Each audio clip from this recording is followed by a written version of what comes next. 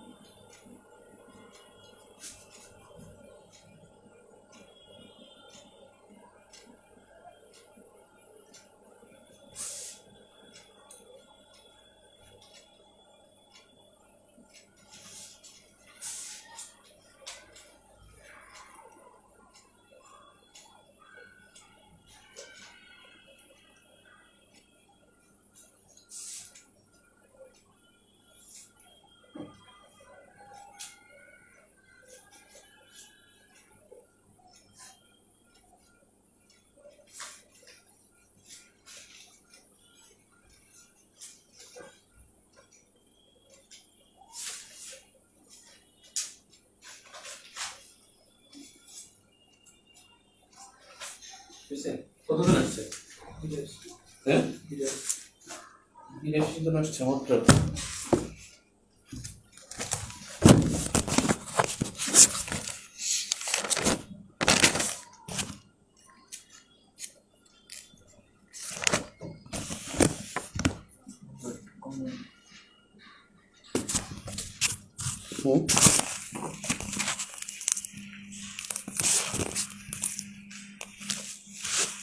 আমার phone pay ওটা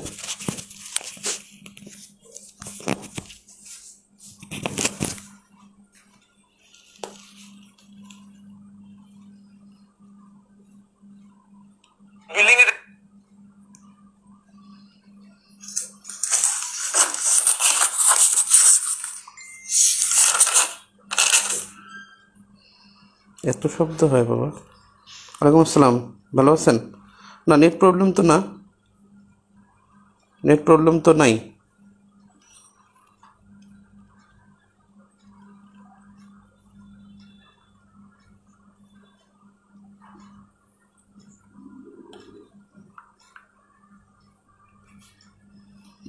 ওকে, তাহলে আমাদের লাস্ট ক্লাসে দেখছিলাম রাষ্ট্রপতির কাজ। রাষ্ট্রপতির কাজ আমাদের মনে রাখতে হবে যে নির্বাহী বিভাগের কিসে ও এখন ঠিক আছে। তো নির্বাহী বিভাগের যদি বলা হয় মানে নির্বাহী বিভাগের সর্বোচ্চ যদি বলা হয় তাহলে রাষ্ট্রপতি, আর নির্বাহী বিভাগের প্রধান কর্মকর্তা যদি বলা হয়, প্রধান কর্মকর্তা তিনি হলেন প্রাইম মিনিস্টার। সর্বোচ্চ বললে রাষ্ট্রপতি, আর প্রধান কর্মকর্তা বললে প্রাইম মিনিস্টার। তো আমরা নির্বাহী বিভাগের মধ্যে আছি। রাষ্ট্রপতি অনেকগুলো কাজ করেন, যেমন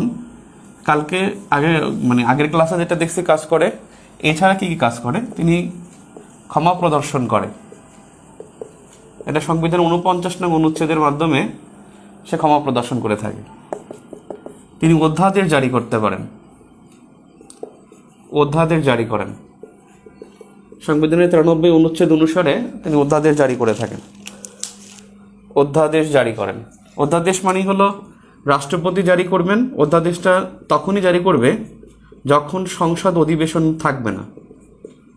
সংসদ অধিবেশন যখন স্থগিত থাকে বা সংসদ অধিবেশন হয় না, ঠিক তখন জরুরি অবস্থায় তিনি অধ্যাদেশ জারি করেন। অর্থাৎ এটা জরুরি আইন না, বাট যখন দেখবে যে আসলে এটা দরকার। জরুরি আইন কিন্তু আলাদা বিষয়।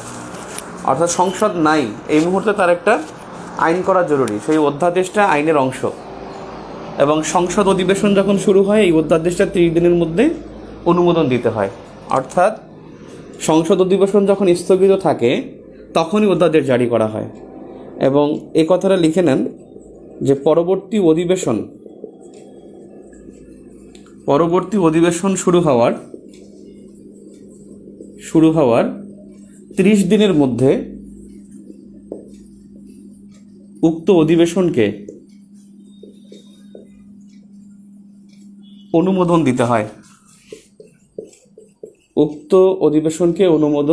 দিতে হয়। এবং তখন সেটা পুরোপুরি আইনে পরিণত হয়। অর্থাৎ আপনারা দেখছেন কয়েকদিন আগে যখন ওই যে ধর্ষণ নিয়ে একটা বিষয় হয়েছিল, যে রেপ নিয়ে যে মৃত্যুদণ্ড দিতে হবে, মৃত্যুদণ্ডের তখন অধ্যাদেশ জারি করে মৃত্যুদণ্ড দেয়, পরবর্তী 30 দিনের মধ্যে সেটা আইনে পরিণত করা হয়। তো বিষয় হলো তিনি আরও কাজ করেন কি, সেটা হলো সংসদের যে ব্যয় থাকে, অর্থাৎ সরকারি ব্যয় সংক্রান্ত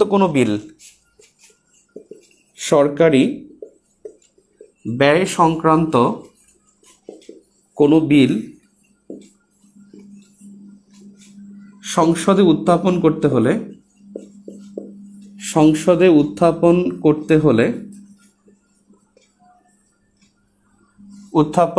হলে রাষ্ট্রপতির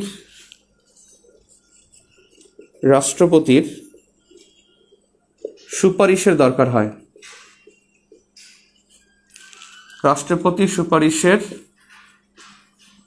দরকার হয়। এখানে একটা বিষয়, যে কোনো ব্যয় সংক্রান্ত বিল সম্পর্কে রাষ্ট্রপতির অনুমোদনের দরকার পড়বে, কিন্তু বাজেটের ব্যাপারে কিন্তু রাষ্ট্রপতির কোনো হাত নেই। বাজেটের ব্যাপারে কিন্তু শুধুমাত্র প্রাইম মিনিস্টারের। তার মানে এর পাশেই লিখে নেন, আমি গ্যাপটায় লিখি, আপনি এখানে বক্সে লিখে নেন, নিচে বক্স করে লিখে নেন। বিষয়টা হলো যে বাজেট প্রণয়ন ও সংসদ উপস্থাপনের ক্ষমতা প্রাইম মিনিস্টারের। বাজেট প্রণয়ন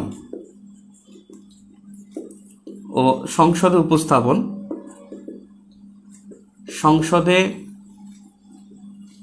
উপস্থাপনের ক্ষমতা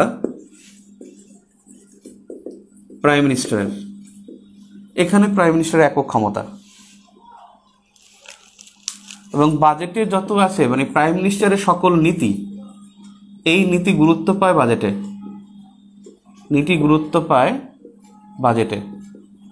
মানে ব্যাপারটা এটা যে অন্যান্য যে তহবিলগুলো আছে খরচ, যেমন সংযুক্ত তহবিল, অর্থ বিল, তারপরে হলো বৈদেশিক সাহায্য, বৈদেশিক ঋণ, এই সমস্ত অর্থ যদি ছাড়াতে হয় সংসদ থেকে, সেক্ষেত্রে রাষ্ট্রপতির অনুমোদনের দরকার আছে।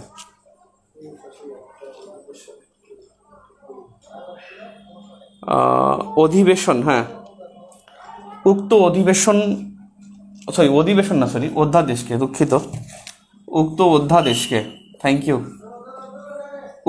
অধ্যাদেশকে আইনে পরিণত করতে হয়। অধ্যাদেশকে।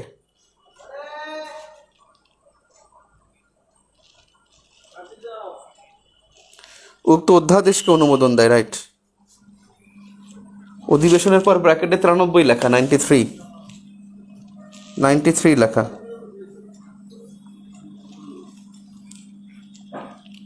ডেট তো দেখা যায় না রে, ওই যে উপরে ওঠে না, আরেকটু উপরে ওঠা, আমি দেখি না, তাহলে তারা দেখবে কেমনে?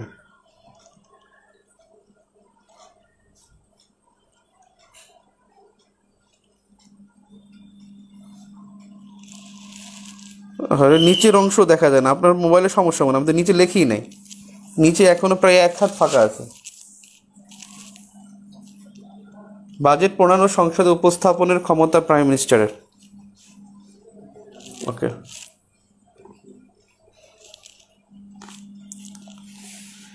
তার মানে ব্যয়ের ক্ষমতা হলো ব্যয় সংক্রান্ত যে কোনো বিল, কিন্তু বাজেট হলো প্রাইম মিনিস্টারের।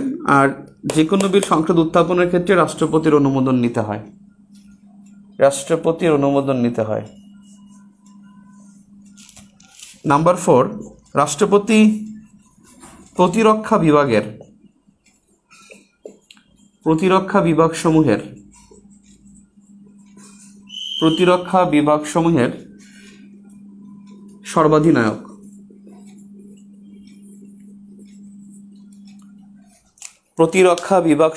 সর্বাধিনায়ক।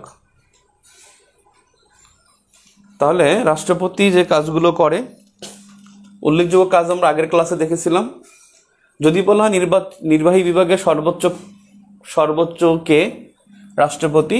আর নির্বাহী ক্ষমতার প্রধান কর্মকর্তা তিনি হলেন প্রধানমন্ত্রী। রাষ্ট্রপতি ক্ষমা প্রদর্শনের ক্ষমতা তার 49 অনুচ্ছেদ। অধ্যাদেশ জারি করতে পারেন 93 নম্বর অনুচ্ছেদের আলোকে, এবং অধ্যাদেশ জারি করবেন তখনই যখন সংসদ অধিবেশন থাকবে না, এবং তিনি অধ্যাদেশ জারি করলে সেটা সংসদ অধিবেশন শুরু হওয়ার 30 দিনের মধ্যে উক্ত অধ্যাদেশকে অনুমোদন দিতে হবে। উক্ত অধ্যাদেশকে অনুমোদন দিতে হয়। সরকার ব্যয় সংক্রান্ত কোনো বিল সংসদে উত্থাপন করতে হলে রাষ্ট্রপতির সুপারিশের দরকার হয়। রাষ্ট্রপতির সুপারিশের দরকার হয়। এবারে নাম্বার 5 হলো জরুরি আইন বা জরুরি অবস্থা। জরুরি আইন জারি করতে পারেন বা জরুরি অবস্থা জারি করতে পারেন, এবং এটা হলো যদি অনুচ্ছেদ বলেন সেটা হলো 141 ক 1 নম্বর, অর্থাৎ সংবিধানের 141 ক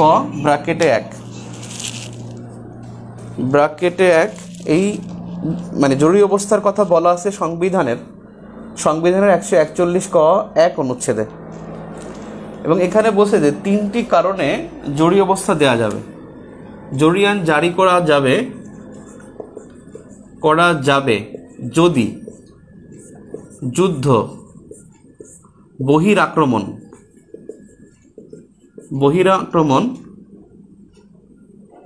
যুদ্ধ বা বহিরাক্রমণ বা অভ্যন্তরীণ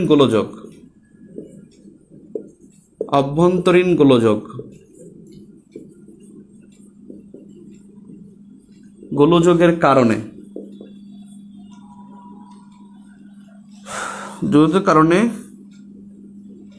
জীবনের নিরাপত্তা বা অর্থনৈতিক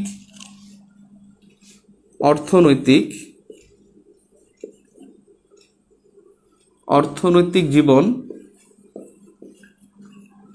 বিপর্যয়ের মুখে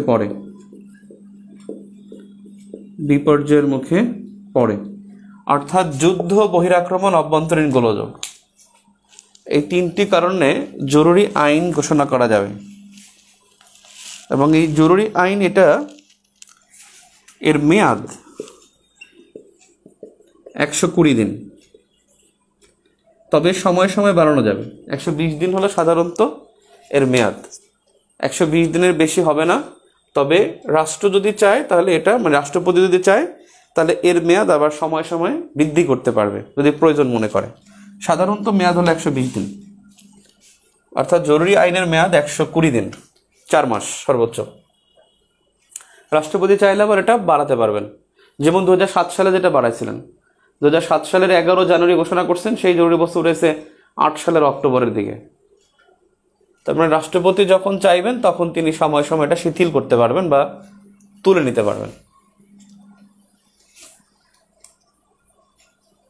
এবং জরুরি আইনে কিন্তু যদি কারো বিচার হয় তা কিন্তু জামিন হয় না। রাষ্ট্রপতির কাজ গেল। এখন দেখি প্রধানমন্ত্রীর।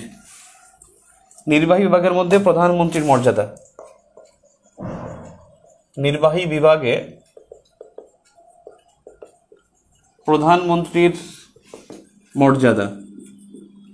গতকাল পরীক্ষা হয়েছে, গতকালকের পরীক্ষায় 17 নম্বর পাওয়া উচিত ছিল। 17 নম্বর, 17 না পাইলেও 16 মাস্ট। দেখেন কে কত পাইছেন। 16 না পাইলে মনে করেন আপনি ভালো করে পড়েন না, 16 পেতে হবে।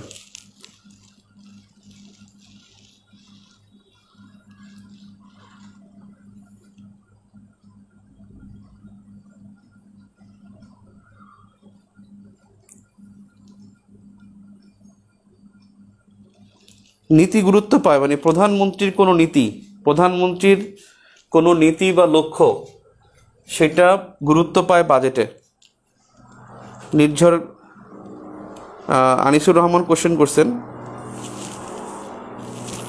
সংযুক্ত তহবিল কি? এরা তো সংবিধানের প্রশ্ন রে ভাই, গোলাই ফেলাবেন। থাক, এখন না, সংবিধান তো আমরা পড়বই।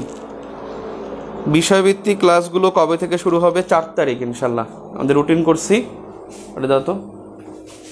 আমাদের 4 তারিখ থেকে ক্লাস হবে। আমাদের গ্রুপে আপলোড দেবো আজকে বা কালকে, এখন চেক করতেছে যে কয়টা ক্লাস থাকবে সেগুলো। মোট ক্লাস থাকবে হলো আপনার ভূগোলে ক্লাস থাকবে হলো 15টা, তারপরে আন্তর্জাতিক বিষয়বস্তুর ক্লাস থাকবে হলো 22টা, পরীক্ষা থাকবে 10টা, তারপরে হলো সুশাসনের ক্লাস থাকবে 60টা, পরীক্ষা থাকবে 4টা, বাংলাদেশ বিষয়গুলিতে ক্লাস থাকবে হলো 25টা, 25 না 23 বা 25 আর কি। 4 তারিখ থেকে ক্লাস শুরু হবে বিষয়ভিত্তিক।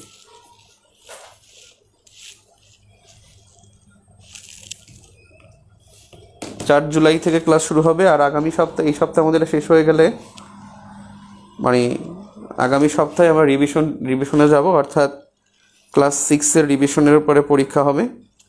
7, 8, 9 সবগুলো মিলে 4টা পরীক্ষা 4 দিনে হবে আগামী সপ্তাহে। এই সপ্তাহে মনে হয় শেষ হবে ইনশাল্লাহ, আশা করি। আজকে শেষ না হলেও কালকে পরশুর মধ্যে শেষ হয়ে যাবে। আচ্ছা, আসি এখন। তাহলে প্রধানমন্ত্রী পদমর্যাদা প্রথমত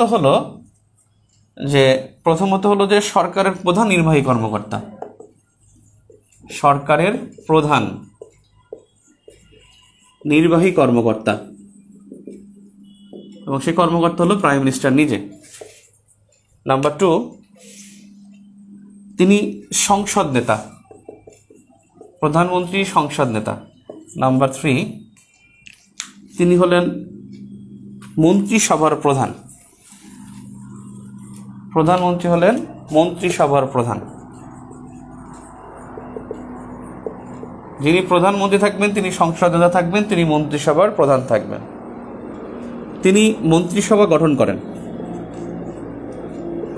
মন্ত্রিসভা গঠন করেন। প্রাইম মিনিস্টার মন্ত্রিসভা গঠন করেন। নাম্বার 4, তাকে কেন্দ্র করে, অর্থাৎ প্রাইম মিনিস্টারকে কেন্দ্র করে, তাকে কেন্দ্র করে, প্রধানমন্ত্রীকে কেন্দ্র করে শাসন ব্যবস্থা পরিচালিত হয়।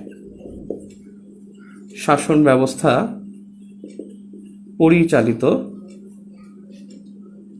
পরিচালিত হয়।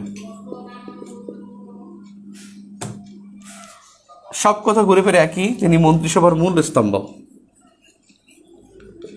মন্ত্রিসভার মূল স্তম্ভ হলেন প্রাইম মিনিস্টার।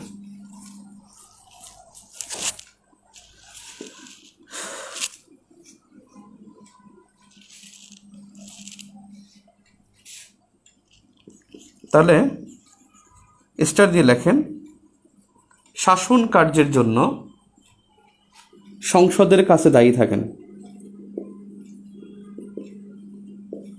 শাসন কার্যের জন্য সংসদের কাছে দায়ী থাকেন।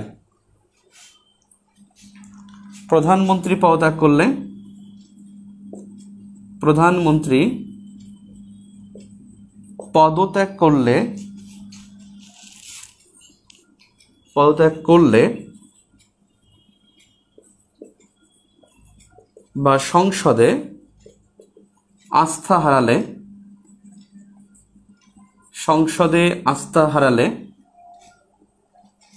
সরকারের পতন ঘটে। সরকারের পতন ঘটে। প্রধানমন্ত্রী পদত্যাগ করলে বা সংসদে আস্থা হারালে সরকারের পতন ঘটে। শাসন কার্যের জন্য সংসদের কাছে দায়ী থাকেন। প্রধানমন্ত্রী পদত্যাগ করলে বা সংসদে আস্থা হারালে সরকারের পতন ঘটে। অর্থাৎ প্রধানমন্ত্রীর পতন মানে সরকারের পতন। তিনি সরকারের প্রধান নির্বাহী কর্মকর্তা।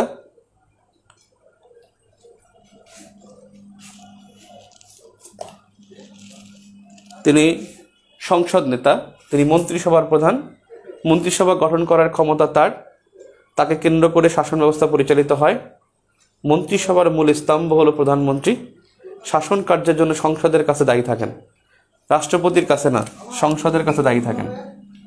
এবং প্রধানমন্ত্রী পদত্যাগ করলে বা সংসদে আস্থা হারালে সরকারের পতন ঘটবে। এই বাক্যটা মনে রাখবেন। এই বাক্যটা খুবই গুরুত্বপূর্ণ।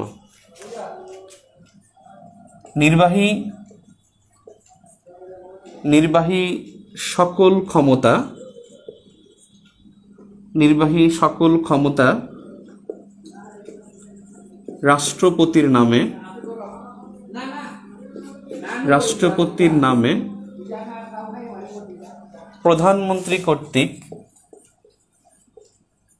প্রধানমন্ত্রী কর্তৃক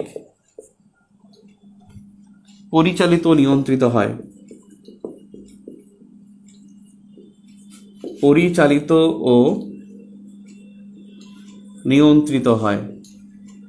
তার মানে নির্বাহী সকল ক্ষমতা রাষ্ট্রপতির নামে আর প্রধানমন্ত্রী কর্তৃক পরিচালিত নিয়ন্ত্রিত হয়। তাহলে নির্বাহী ক্ষমতা পরিচালিত বা নিয়ন্ত্রণের ক্ষমতা হলো প্রধানমন্ত্রীর, আর নির্বাহী ক্ষমতা প্রয়োগ করা হয় রাষ্ট্রপতির নামে প্রয়োগ করা হয়।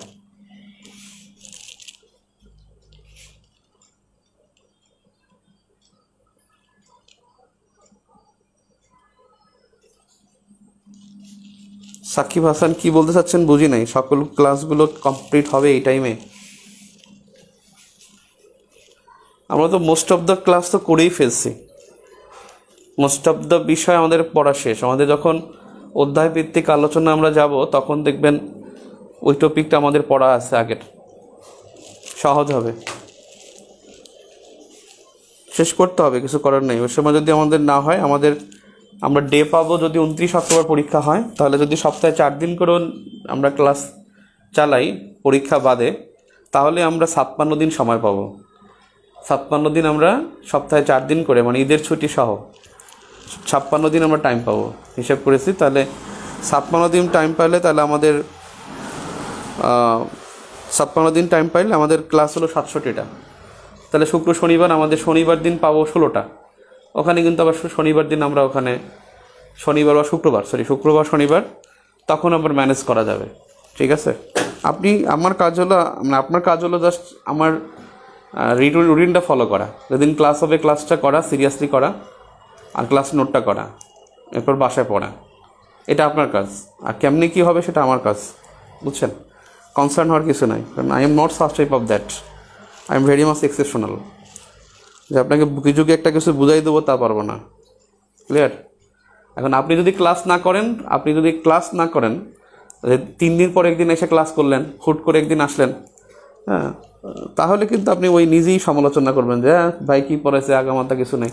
আসলে আপনি আগামাথায় নেই, যে নিয়মিত ক্লাস করছে সে কিন্তু হ্যাপি, আমাদের সার্ভিসে সে কিন্তু হ্যাপি। আর যে অনিয়মিত, একদিন আসে 3 দিন আসে না, 3 দিন ক্লাস করে না, খবরও থাকে না, হুদাই ভাব ধরে, তার জন্য এটা আসলে খারাপ। আমি দেখছি যে কালকে পরীক্ষা দিয়েছে মাত্র 382 জন, এর মধ্যে আবার কয়েকজন ডাবলও দিয়েছেন। তার মানে অলমোস্ট 320 থেকে 330 জন পরীক্ষা দিয়েছেন। অথচ মানে আপনারা গ্রুপে আছেন 1170 জন। এটা কখনো মানে টলারেট করা যায়? এবং আপনি নিজেই বলবেন যে দূর কি হয়েছে না হয়েছে এগুলো বলবেন, এবং আপনার নিজের 12টা বাজে, আমার কিচ্ছু হবে না। মানে আমার বিবেকের কাছে আমি খুব দায়বদ্ধ, আপনার কাছে আমি দায়বদ্ধই না, আমার বিবেকের কাছে আমি দায়বদ্ধ। ওটা ক্লিয়ার? আপনাদের বলছি আমি ক্লাস হবে 60টা, অলরেডি আমি 67টা ক্লাসের রুটিন মানে তৈরি করছি। আর এ যাবো যা নিয়েছি তা তো নিয়েছি, ওরা তো বাদই। রাষ্ট্রপতি মন্ত্রী নিয়োগ দেয়, তাইলে প্রধানমন্ত্রী কীভাবে মন্ত্রিসভা গঠন করেন? প্রধানমন্ত্রী গঠন করে, রাষ্ট্রপতি নিয়োগ দেয় মানে শপথ পড়ায়, এই আর কি, আর কিছু না। মন্ত্রীদেরকে নিয়ে মন্ত্রিসভা গঠন করার জন্য রাষ্ট্রপতি প্রধানমন্ত্রীকে বলে। নিয়মটা হলো এরকমের, আপনি যদি 56 অনুচ্ছেদ দেখেন সংবিধানের বিষয়টা, যে সংখ্যাগরিষ্ঠ দলের নেতাকে রাষ্ট্রপতি মন্ত্রিসভা গঠন করার জন্য অনুমতি দিবেন। তারপরে মন্ত্রিসভা গঠন করবেন হলো প্রধানমন্ত্রী, গঠন করে রাষ্ট্রপতির কাছে দিবে, রাষ্ট্রপতি তাদেরকে নিয়োগ দিবে। কথা বুঝছেন? শপথ পড়াবে রাষ্ট্রপতি। তাহলে নির্বাহী ক্ষমতা প্রযুক্ত এটা। এখানে এই বইতে আবার একটা কথা বলা আছে যে প্রাইম মিনিস্টার মন্ত্রীদের নিয়োগ ও দপ্তর বন্টন করেন, অর্থাৎ মন্ত্রীদের নিয়োগটা আসলে এখানে ভুল কথা, দপ্তর বন্টন করেন। বইতে অনেক সমস্যা আছে, রাষ্ট্রপতির মধ্যে প্রাইম মিনিস্টারের মধ্যে অনেক সমস্যা আছে। যদি বলে যে মন্ত্রীদের নিয়োগ দেন কে,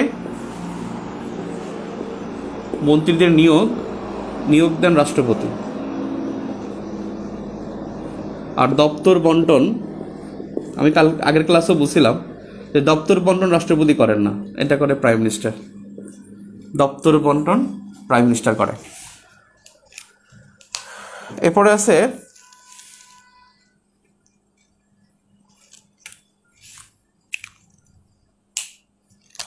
পিএম এর পরামর্শে রাষ্ট্রপতি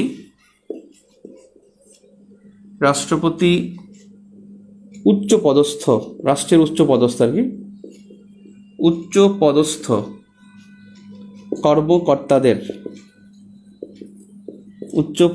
কর্মকর্তাদের নিয়োগ দেন। প্রাইম মিনিস্টারের পরামর্শে রাষ্ট্রপতি উচ্চপদস্থ কর্মকর্তাদের নিয়োগ দেন। তার মানে আপনি কর্মকর্তা হবেন, আপনার জন্য এটা জানা জরুরি যে কর্মকর্তাদের নিয়োগ দেন কে? রাষ্ট্রপতি। কার পরামর্শে? প্রাইম মিনিস্টারের পরামর্শে। অর্থাৎ পরামর্শ বলে প্রাইম মিনিস্টার হবে, নয়তো নিয়োগ দেন রাষ্ট্রপতি। আপনি যখন গেজেটেড কর্মকর্তা হবেন, আপনার নিয়োগটা কিন্তু রাষ্ট্রপতির কার্যালয়ের উপসচিব আপনার সিগনেচার করবে আপনার নিয়োগপত্রে। সরকারের পতন ঘটলে কি আবার 3 শাসনে ভোট হবে? জি। সরকারের পতন হওয়া মানে হলো নতুন করে সংসদ তৈরি হবে, ওই সংসদ শেষ। অর্থাৎ রাষ্ট্রপতি ক্যান ডিজলভ দ্য পার্লামেন্ট, তিনি পার্লামেন্টকে ডিজলভ করতে পারবেন। একই টার্মে প্রধানমন্ত্রীর পরিবর্তন হলে কি হবে? একই টার্মে প্রধানমন্ত্রী পরিবর্তন হবে কেন? একই টার্মে প্রধানমন্ত্রী পরিবর্তন হবে কেন আমি বুঝি নাই। মানে এই সংসদে 2 জন প্রধানমন্ত্রী থাকবে কিনা? একই সংসদে 2 জন প্রধানমন্ত্রী থাকবে কিনা? মানে একজন শেষ হওয়ার মেয়াদ, মানে একজন যাওয়ার পরে নতুন একজন আসবে, সেটা না, সুযোগ নাই। একজন প্রধানমন্ত্রী মানে প্রধানমন্ত্রী, সংবিধান অনুসারে প্রধানমন্ত্রী নাই মানে সরকার নাই, তার মানে 2 জন থাকার কোনো অবকাশ নাই। বাংলাদেশের ইতিহাসে একই সংসদে 2 জন ছিল না। বাংলাদেশের ইতিহাসে একই সংসদে 2 জন ছিল না। যখন প্রধানমন্ত্রী 73 সালে যখন বঙ্গবন্ধু নির্বাচিত হয়, 73-এর 7 মার্চ তিনি ভোটে জয়লাভ করেন এবং 7 এপ্রিল যখন সংসদ অধিবেশন চালু করেন, সংসদ অধিবেশন 7 এপ্রিল করেন। সাধারণত 1 মাস পরে, অর্থাৎ নির্বাচন হওয়ার 30 দিনের মধ্যে অধিবেশন বসতে হবে। আর অধিবেশন যেদিন বসবে সেদিন থেকে 5 বছর কাউন্ট করা হবে। অর্থাৎ নির্বাচনে যেদিন জয়লাভ করবে ওই দিন থেকে 5 বছর কাউন্ট করা হবে না। শপথ যেদিন নেবে সেদিনও কিন্তু 5 বছর কাউন্ট করা হবে না। 5 বছর কাউন্ট করা হবে যেদিন অধিবেশন বসবে। এটা মনে রাখেন, এই আজকের পড়াতেও আছে। অর্থাৎ অধিবেশন বসার প্রথম দিন থেকে 5 বছরের মধ্যে পরবর্তী 5 বছর তার মেয়াদ হবে। আর অধিবেশনটা বসতে হবে নির্বাচন হওয়ার ঠিক 30 দিনের মধ্যে। যেমন গত বছর 30 ডিসেম্বর নির্বাচন হয়েছে, প্রথম অধিবেশন কিন্তু 30 জানুয়ারি বসছে। এটা ইচ্ছা করলে সে শপথ নিয়ে 7 জানুয়ারিও সে বসতে পারত, কিন্তু 7 জানুয়ারি শপথ নিলেও কিন্তু সে কিন্তু অধিবেশন বসছে কিন্তু 30 জানুয়ারি। এখন বিষয়টা হলো, বঙ্গবন্ধু 7 এপ্রিল তিনি অধিবেশনে বসেন, কিন্তু তিনি কিন্তু পার্লামেন্ট ডিজলভ করছেন। আর প্রধানমন্ত্রী ছিলেন রাষ্ট্রপতি, পার্লামেন্ট ভেঙে দিয়েছেন। তারপরে তিনি কি করছেন? ওই নির্বাচিত প্রতিনিধি নিয়ে তিনি রাষ্ট্রপতির পদ নিয়েছেন। সংবিধান সংশোধন করে রাষ্ট্রপতি হয়েছেন বঙ্গবন্ধু। রাষ্ট্রপতি হওয়ার পরে কিন্তু আর সংসদ ছিল না। অর্থাৎ রাষ্ট্রপতি শাসিত সরকার ছিল 1975 সাল থেকে 1990 সাল। 1975 সাল থেকে 1990 সাল। আমাদের ইতিহাস তো মানে ক্লিয়ার যে 73 সাল থেকে 75 পর্যন্ত 2.5 বছর ছিল বঙ্গবন্ধুর শাসন। 75 থেকে 1990 পর্যন্ত ছিল সেনা শাসন বা রাষ্ট্রপতি শাসিত সরকার। 1991 থেকে 2006 এই 15 বছর ছিল সংসদীয় সরকার, এবং সেটা হলো তত্ত্বাবধায়ক সরকারের আমল। এরপরে আবার 2.5 বছর আসছে, 2.5 বছর অন্তর্বর্তীকালীন সরকার ছিল 2006 থেকে 2009 আগ পর্যন্ত, প্রায় 2.5 বছর। এরপরে আবার হলো 2009 থেকে 2024 পর্যন্ত থাকবে আওয়ামী লীগ সরকার, যদি শেখ হাসিনা বেঁচে থাকেন এই মেয়াদে। এরপরে যেটা হচ্ছে যে কি জানি বলছিলেন, সরকারের পতন ঘটলে কি আবার, আচ্ছা আর কোনো কোশ্চেন আছে? হ্যাঁ, ও ভাইয়া, নির্বাহী শব্দের অর্থ কি? এক্সিকিউশন। এক্সিকিউশন করা মানে হলো এক্সিকিউট করা, বাস্তবায়ন করা। এক্সিকিউট মানে কি? বাস্তবায়ন। নির্বাহী মানে হলো যে কোনো সিদ্ধা সরকারের কর্মসূচি কাজকর্মগুলো তারা বাস্তবায়ন করে থাকে, এরা নির্বাহী। দে আর দ্য নির্বাহী, দে আর দ্য এক্সিকিউটিভ। মানে এই এক্সিকিউটিভ বডি মানে ফিনিশ দেয়ার এক্সিকিউশন, যে কোনো কাজ তারা এক্সিকিউশন করে থাকে। এক্সিকিউশন বডি, বাস্তবায়নকারী। এরপরে আছে ইসরায়েলের এক টার্মে কি 2 জন প্রাইম মিনিস্টার হয়? ওদের হিসেবটা আলাদা, ওদের হিসেবটা আলাদা হবে, আমাদের হিসাব ওরকমের না। আমাদের এখানে বসে প্রধানমন্ত্রী আসন শূন্য হওয়া মানে সরকারের পতন হওয়া। সেক্ষেত্রে প্রধানমন্ত্রী মারা গেলে দ্বিতীয়বার নির্বাচন হওয়াটা জরুরি। সংবিধানে কোথাও লেখা নেই প্রাইম মিনিস্টার মারা গেলে কি হবে। বলা হয়েছে যে প্রধানমন্ত্রী যদি পদত্যাগ করে, তিনি যদি অপ্রকৃতিস্থ হয়, তিনি যদি মানসিক বা শারীরিকভাবে অপ্রকৃতিস্থ হয়, তাহলে পার্লামেন্ট ভেঙে যাবে। তিনি যদি সংসদে আস্থা হারায়, তাহলে পার্লামেন্ট ভেঙে যাবে। তার মানে এখানে কিন্তু এটা বলে তিনি মারা গেলে কিন্তু বলে নাই, কিন্তু এটা স্পষ্ট যে তিনি পদত্যাগ করলে, আস্থা হারালে তিনি নাই। তার মানে তিনি নাই মানে কি সরকার নাই, আর একজন সরকার হওয়ার চান্স নাই। মালয়েশিয়াতে মাহাথিরের পর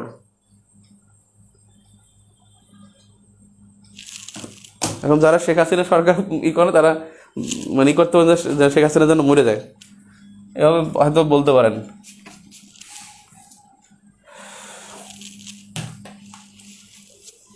তারেক রহমান চেষ্টা করতেছে অনেকবার তাকে মারার জন্য। শেখ হাসিনা 24 বার হত্যাকাণ্ডের মানে কাছ থেকে আসছে, 24 বার। আপনি দেখেন 21শে আগস্টের কথা চিন্তা করেন, 21শে আগস্ট তার জন্য 24 জন মারা গেল, কিন্তু তিনি মূল্য না। আল্লাহ তারা কীভাবে টিকাই রাখছে দেখেন, তার জন্য 24 জন মারা গেল, অথচ তিনি মারা গেলেন না। এর চাইতে আর কি আছে? এরপরে টুঙ্গিপাড়া, কোটালীপাড়া সহ অনেক আক্রমণ হয়েছে, মাগুরা, বিভিন্ন জায়গায় তার আক্রমণ হয়েছে, তারপরে তিনি বেঁচে আছেন। আচ্ছা, যা হোক, এরপরেও উচ্চপদস্থ কর্মকর্তাদের নিয়োগ দেন রাষ্ট্রপতি, নিয়োগ দেন। প্রধানমন্ত্রী আন্ত মন্ত্রণালয়ের সভাপতিত্ব করেন। আন্ত মন্ত্রণালয়ের সভার সভাপতিত্ব করেন। আমরা আজকে যা পড়তেছি কিন্তু 8ম অধ্যায়ের অর্ধেক হয়ে যাচ্ছে। এবং প্রধানমন্ত্রী সময়ে সময়ে ফোনটা ধর, বলবে যে সে ক্লাসে এখন ব্যস্ত। সময়ে সময়ে জাতির উদ্দেশ্যে ভাষণ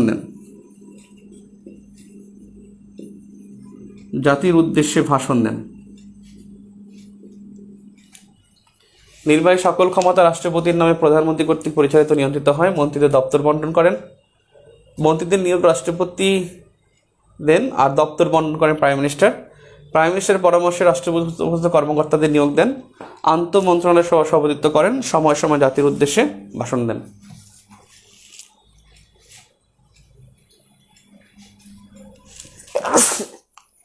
আলহামদুলিল্লাহ, কিছু তো আল্লাহ রে, আজকে নাকি 10 জেলায় 70 জন মারা গেছে। করোনা কিন্তু ছড়াই গেছে, আমাদের এলাকা অনেকেই অসুস্থ।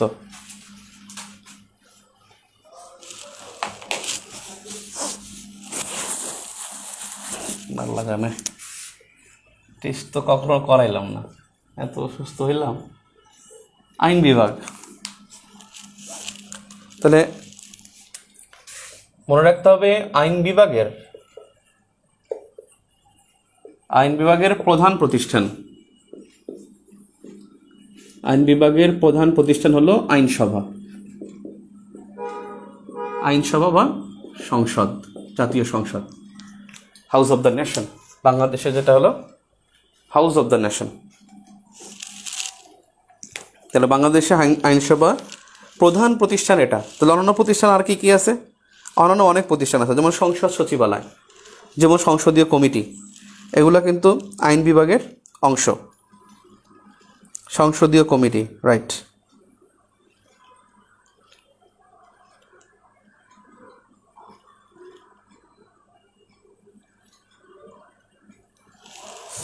আস্থা হারায় কীভাবে না, আস্থা হারানোর সুযোগ আছে, কিন্তু বাংলাদেশে আস্থা হারানোর সুযোগ নাই। সাধারণত সংসদীয় গণতন্ত্র এটা থাকে।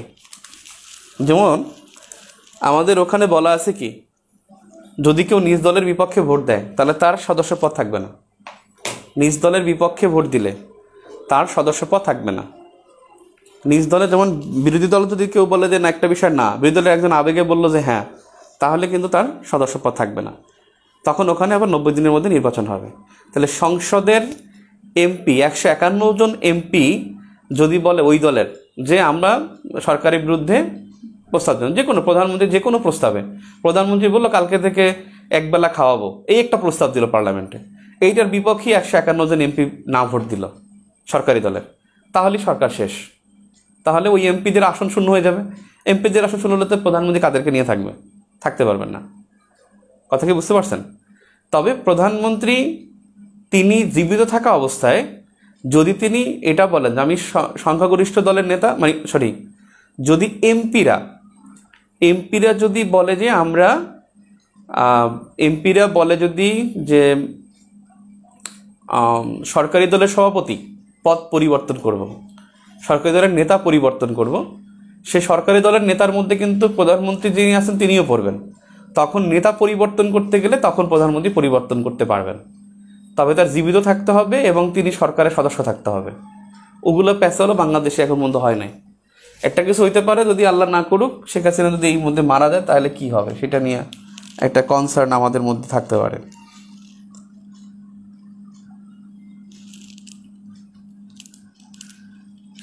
আর এমপিরা বিট্রে করবে, আর এটার দুইটা আছে, যেমন আর্টিকেল 70, আর্টিকেল 70 আর্টিকেলে কি আছে, দুইটা সুবিধা অসুবিধা দেখেন। একটা সুবিধা আর একটা হলো অসুবিধা। অসুবিধা হলো যখন সরকারের বিরুদ্ধে ভোট দিতে পারবে যে ইচ্ছা সে, মানে ইউএসের মতো যে ইচ্ছা সে ভোট দিতে পারবে সরকারের বিরুদ্ধে ভোট দিতে পারবে। এটা যদি হয় তাহলে কি হয়, তাহলে সরকারের ভুলগুলোও কি স্পষ্ট হয়ে যায়, তখন সরকার ওই সিদ্ধান্তগুলো বাস্তবায়ন হয় না। এটা একটা সুবিধা রাষ্ট্রের জন্য। কিন্তু অসুবিধা কোথায়? অসুবিধা হলো 151 জন এমপিকে টাকা দিয়ে কিনে ফেলবে, টাকা দিবে প্রচুর, তারপর তারা তার সরকারের বিরুদ্ধে ভোট দিবে। ভোট দিলে কি হবে, সরকার পতন হয়ে যাবে। যদি এই আর্টিকেল 70 পরিবর্তন করা হয়, আর্টিকেল 70 হলো নিজ দলের বিপক্ষে ভোটদান করা যাবে না। যদি বলে যে নিজ দলের বিপক্ষে ভোটদান করা যাবে, তাহলে কি জাতি অনেক বিষয়ে সুবিধা পাবে। যে সরকারি দল ইচ্ছা করলে তার প্রস্তাবটা বাতিল করতে পারবে, এমপিরা বাতিল করে দেবে। যেমন সরকার বিরোধী কোনো প্রস্তাব থাকবে সেটাও সরকারের সদস্যরা বিরুদ্ধে নৈতিকতার খাতিরে করতে পারবে, এটা জাতির জন্য ভালো হবে। কিন্তু যখন 151 জনকে টাকা দিয়ে কিনে ফেলবে তখন সেটা ভালো হবে না। ইন্ডিয়ার পার্লামেন্টে কিন্তু এমপিরা নিজ দলের বিপক্ষে ভোট দিতে পারে, তাদের আসন শূন্য হয় না। এবং সেই জন্য কী হয়েছিল, খুব সম্ভবত 2012-13 সালের দিকে ডক্টর মনমোহন সিং তিনি 13 সালে তিনি পরমাণু চুক্তি করছিল, যুক্তরাষ্ট্রের সাথে পরমাণু চুক্তি করেছিল। ওই পরমাণু চুক্তিতে ওখানে কিন্তু 9 জন এমপিকে, মানে 9 জন বিরোধী দলীয় এমপিকে মনমোহন সিং কিনে ফেলছিল। সরকারি দল বিরোধী দলের 9 জন এমপি কিনে ফেলছে, কারণ সে জানে সরকারের কিছু সদস্য বিপক্ষে ভোট দিতে পারে। তাই বিরোধী দলের, অন্যান্য দলের, ছোট ছোট দলের সেগুলো 9 জন এমপিকে সে টাকা দিয়ে কিনে ফেলছে, কিনে তারপরে তার বন্ধুত্ব পদ টিকিয়ে রাখছে। তখন করাপশন হওয়ার সুযোগ থাকবে। আজকে যদি এটা থাকে যে সরকারের বিপক্ষে ভোট দিলে আসন শূন্য হবে না, সরকার পতন হবে, তাহলে দেখবেন যে তারেক রহমান কয়েক হাজার কোটি টাকা দিয়ে দেবে, কয়েক হাজার কোটি টাকা একজন এমপি দিয়ে দেবে। ও বললো যে আমি এমপি খামাখা দরকার আছে আমার, আমি টাকা পয়সা আমি চলে যাই, না ভোট দিয়ে একটাও চলে যাবো, কেনাডা বাড়ি করে চলে যাবো। তাহলে আইন বিভাগের প্রধান প্রতিষ্ঠান হলো আইনসভা। মানে আইনসভার আবার কাজ কি, বা জাতীয় সংসদ, এই জাতীয় সংসদকে ইংলিশে কিন্তু বলা হয় হাউস অব দ্য নেশন। এবং এই আইনসভার কাজ কি, আইন প্রণয়ন। তারপরে কাজ কি, আইন পরিবর্তন। আইনসভার আর একটা কাজ হলো আইন সংশোধন। এজন্য সংবিধান সংশোধন করার ক্ষমতা হলো সংসদের। এই যে আইন প্রণয়ন, পরিবর্তন, সংশোধন, এই তিনটাই আইনসভা কর্তৃক প্রণীত হওয়ার পরে, আইনসভা কর্তৃক প্রণীত হওয়ার পরে, আইনসভা কর্তৃক প্রণীত হওয়ার পরে রাষ্ট্রপ্রধানের বা রাষ্ট্রপতির সম্মতির পর, রাষ্ট্রপতির সম্মতির পর কার্যকর হয়, সম্মতির পর কার্যকর হয়। এবং সম্মতিটা কয়দিন? 15 দিনের মধ্যে, 15 দিনের মধ্যে। আইনসভা কর্তৃক প্রণীত হওয়ার পর, কি প্রণীত হওয়ার পরে? আইন প্রণয়নের পরে। আইন প্রণয়নের পরে রাষ্ট্রপতির সম্মতির, প্রণীত হওয়ার পরে রাষ্ট্রপতির সম্মতির মানে 15 দিনের মধ্যে, সম্মতির পর, অর্থাৎ রাষ্ট্রপতি সম্মতি দেবে 15 দিনের মধ্যে, তখন আইনটি কার্যকর হয়। তাহলে আইন কার্যকর করবে রাষ্ট্রপতি যখন 15 দিনের মধ্যে সম্মতি প্রকাশ করবে, তখন আইন কার্যকর হবে। এর আগে আইন কার্যকর হবে না, এর আগে আইন কার্যকর হবে না।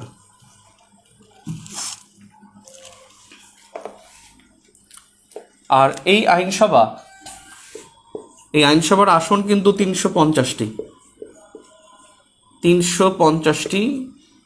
এবং এটাই 350টি আসন শুরু হয়েছে 15তম সংশোধনীর পর থেকে, 15তম সংশোধনীর পর থেকে।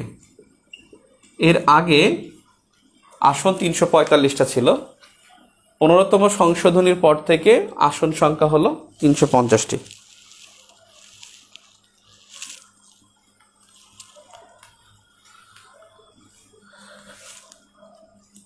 তাহলে আইনসভার ক্ষমতা ও কার্যাবলী, আইন বিভাগের বা আইনসভার ক্ষমতা ও কার্যাবলী, কি কি ক্ষমতা আছে? নাম্বার 1,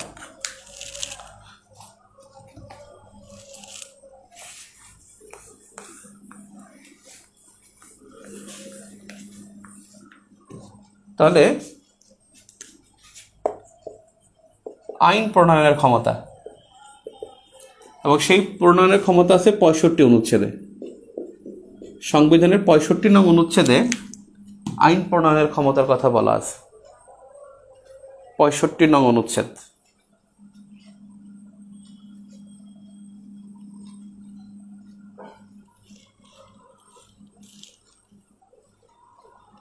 এই সংসদে সুলতান মাহমুদ মনসুর তো ধানের শীষ নিয়ে নির্বাচিত, আবার উনি নিজেকে আওয়ামী লীগ দাবি করেন, তাহলে সংসদে উনি কোন দিকে ভোট দেন? উনি তো আওয়ামী লীগ দাবি করছে, কে বলছে? উনি বঙ্গবন্ধুর মুজিব কোড পড়েন। উনি তো ছাত্রলীগের 80-র দশকে উনি ছাত্রলীগের সভাপতি ছিলেন, ছাত্রলীগের সভাপতি ছিলেন, এবং তিনি বঙ্গবন্ধু মুজিব কোড সবসময় পড়েন। তিনি তো আর ধানের শীষ প্রতীক নিয়ে এমপি হয়েছেন এবং গণফোরামের হয়েছেন, তিনি তো আর বিএনপির হয় নাই, বিএনপিতে যোগদান করেন নাই। ধানের শীষ প্রতীকে নির্বাচিত হয়েছেন। তিনি বঙ্গবন্ধুর মুজিব কোডকে তিনি শ্রদ্ধা করেন, এবং বঙ্গবন্ধু শেখ হাসিনার সাথে যখন সংলাপ হয়েছিল, সংলাপ হওয়ার সময় মানে ওই যে বিএনপি সহ সব প্রতিনিধি গেছে না, 15 জন সদস্য, ওই যে গণফোরাম সহ যে ওদের 20 দল, তখন সুলতান মনসুরও তার মধ্যে গিয়েছিল, এবং সুলতান মনসুর প্রধানমন্ত্রীকে দেখে তিনি অনেক দূরে দরজার বাইরে ছিলেন। তখন শেখ হাসিনা নিজে ডাক দিয়েছিল যে প্রধানমন্ত্রী, যে আয় সুলতান এদিকে আয়, তখন ডাক নিয়ে বসাইছে, মানে সে লজ্জা পাইছিল। এবং দেখবেন এগুলো 2004 জানুয়ারি 2020 সালের 4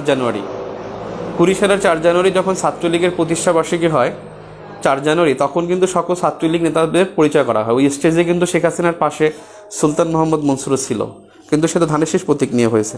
ওকে, দলের বিপক্ষে ভোট দিলে ফ্লোর ক্রসিং রাইট, রাষ্ট্রপতি নির্দেশনার মধ্যে সম্মতি না দিলে রাষ্ট্রপতি সম্মতি দিয়েছে বলে ধরে নিতে হবে, এটা একটু বুঝিয়ে বলবেন। আচ্ছা, ব্যাপারটা হলো প্রেসিডেন্টের কাজ কি? প্রেসিডেন্ট হলো 15 দিনের মধ্যে সম্মতি দিবেন, এবং তিনি 15 দিনের মধ্যে যদি কোনো আইন মনে করেন এটা দৃষ্টিকটু বা এই আইনটা হয়নি, বা এই আইনটা 15 দিনের মধ্যে সম্মতি দেওয়া যাবে না, তখন আইনটা পরবর্তী 7 দিনের মধ্যে সংশোধন করবে। 7 দিনের মধ্যে, পরবর্তী 7 দিনের মধ্যে এটা সংশোধন করে রাষ্ট্রপতির টেবিলে নিয়ে যাবে। যদি নিয়ে যায় 7 দিনের মধ্যে সংশোধন করে, এরপর রাষ্ট্রপতি যদি সম্মতি না দেয়, তাতেও ধরে নেওয়া হবে তিনি সম্মতি দিয়েছেন। ব্যাপারটা মনে রাখবেন। সংসদ, পার্লামেন্ট কিন্তু সর্বোচ্চ ক্ষমতার অধিকারী। পার্লামেন্ট সর্বোচ্চ ক্ষমতার অধিকারী। Parliament can dissolve the president, impeachment the president. Parliament can control the কি, যেটা হলো নির্বাহী বিভাগ, এক্সিকিউটিভ বডি, মানে লেজিসলেচার, সে কিন্তু এক্সিকিউটিভ বডিকে নিয়ন্ত্রণ করতে পারে। কীভাবে নিয়ন্ত্রণ করতে পারে? সে প্রধানমন্ত্রীর প্রতি অনাস্থা আনতে পারে। প্রধানমন্ত্রী কিন্তু নির্বাহী বিভাগের লোক, সংসদে তার অবস্থান। পার্লামেন্ট কিন্তু তাকে কি করতে পারে? অনাস্থা দিতে পারে। পার্লামেন্ট কিন্তু কারো বিরুদ্ধে মুলতবি প্রস্তাব আনতে পারে, কোনো বিষয়ে নিন্দা প্রস্তাব আনতে পারে। তার মানে parliament can control the executive body, মানে পার্লামেন্ট কিন্তু শক্তিশালী। এখন সংসদীয় গণতন্ত্রে পার্লামেন্ট শক্তিশালী, এবং সংসদীয় গণতন্ত্রে যখন কোনো আইন করবে রাষ্ট্রপতির কাছে পাঠাবে, রাষ্ট্রপতি 15 দিনের মধ্যে তিনি সম্মতি দিবেন। যদি 15 দিনের মধ্যে তিনি মনে করেন এই আইনে দৃষ্টিকটু, এই বিষয়গুলো মানে সংশোধনযোগ্য বা এগুলো আইনের মধ্যে পড়ে না, এটা ভুল, তখন তিনি এটা পার্লামেন্টকে ব্যাক পাঠাবেন। পার্লামেন্ট পরবর্তী 7 কর্মদিবসের মধ্যে এটা সংশোধন করে রাষ্ট্রপতিকে পাঠাবে। এরপরে যদি রাষ্ট্রপতি সম্মতি না দেয়, তাহলে এটি সম্মতি দিয়েছেন বলে মনে করা হবে। এবং এরকম ঘটনা মানে বাংলাদেশের ইতিহাসে একবার ঘটছে, মাত্র একবার, তা 1998 সালে খুব সম্ভবত, মাত্র একবার ঘটছে এরকমের। অর্থাৎ 15 দিনের মধ্যে সম্মতি দিবেন, সম্মতি না দিলে পরবর্তী 7 দিনের মধ্যে দিয়েছেন বলে ধরে নেওয়া হবে। এটা হলো বিষয়। তাহলে ক্লিয়ার? দেখেন, রাষ্ট্রপতি কোনো কিছু যদি ভুল ধরে আইনের, তাহলে সেটা কয় দিনের মধ্যে সংশোধন করে দিতে হবে? বলেন তো, কতদিনের মধ্যে সংশোধন করে দিতে হবে?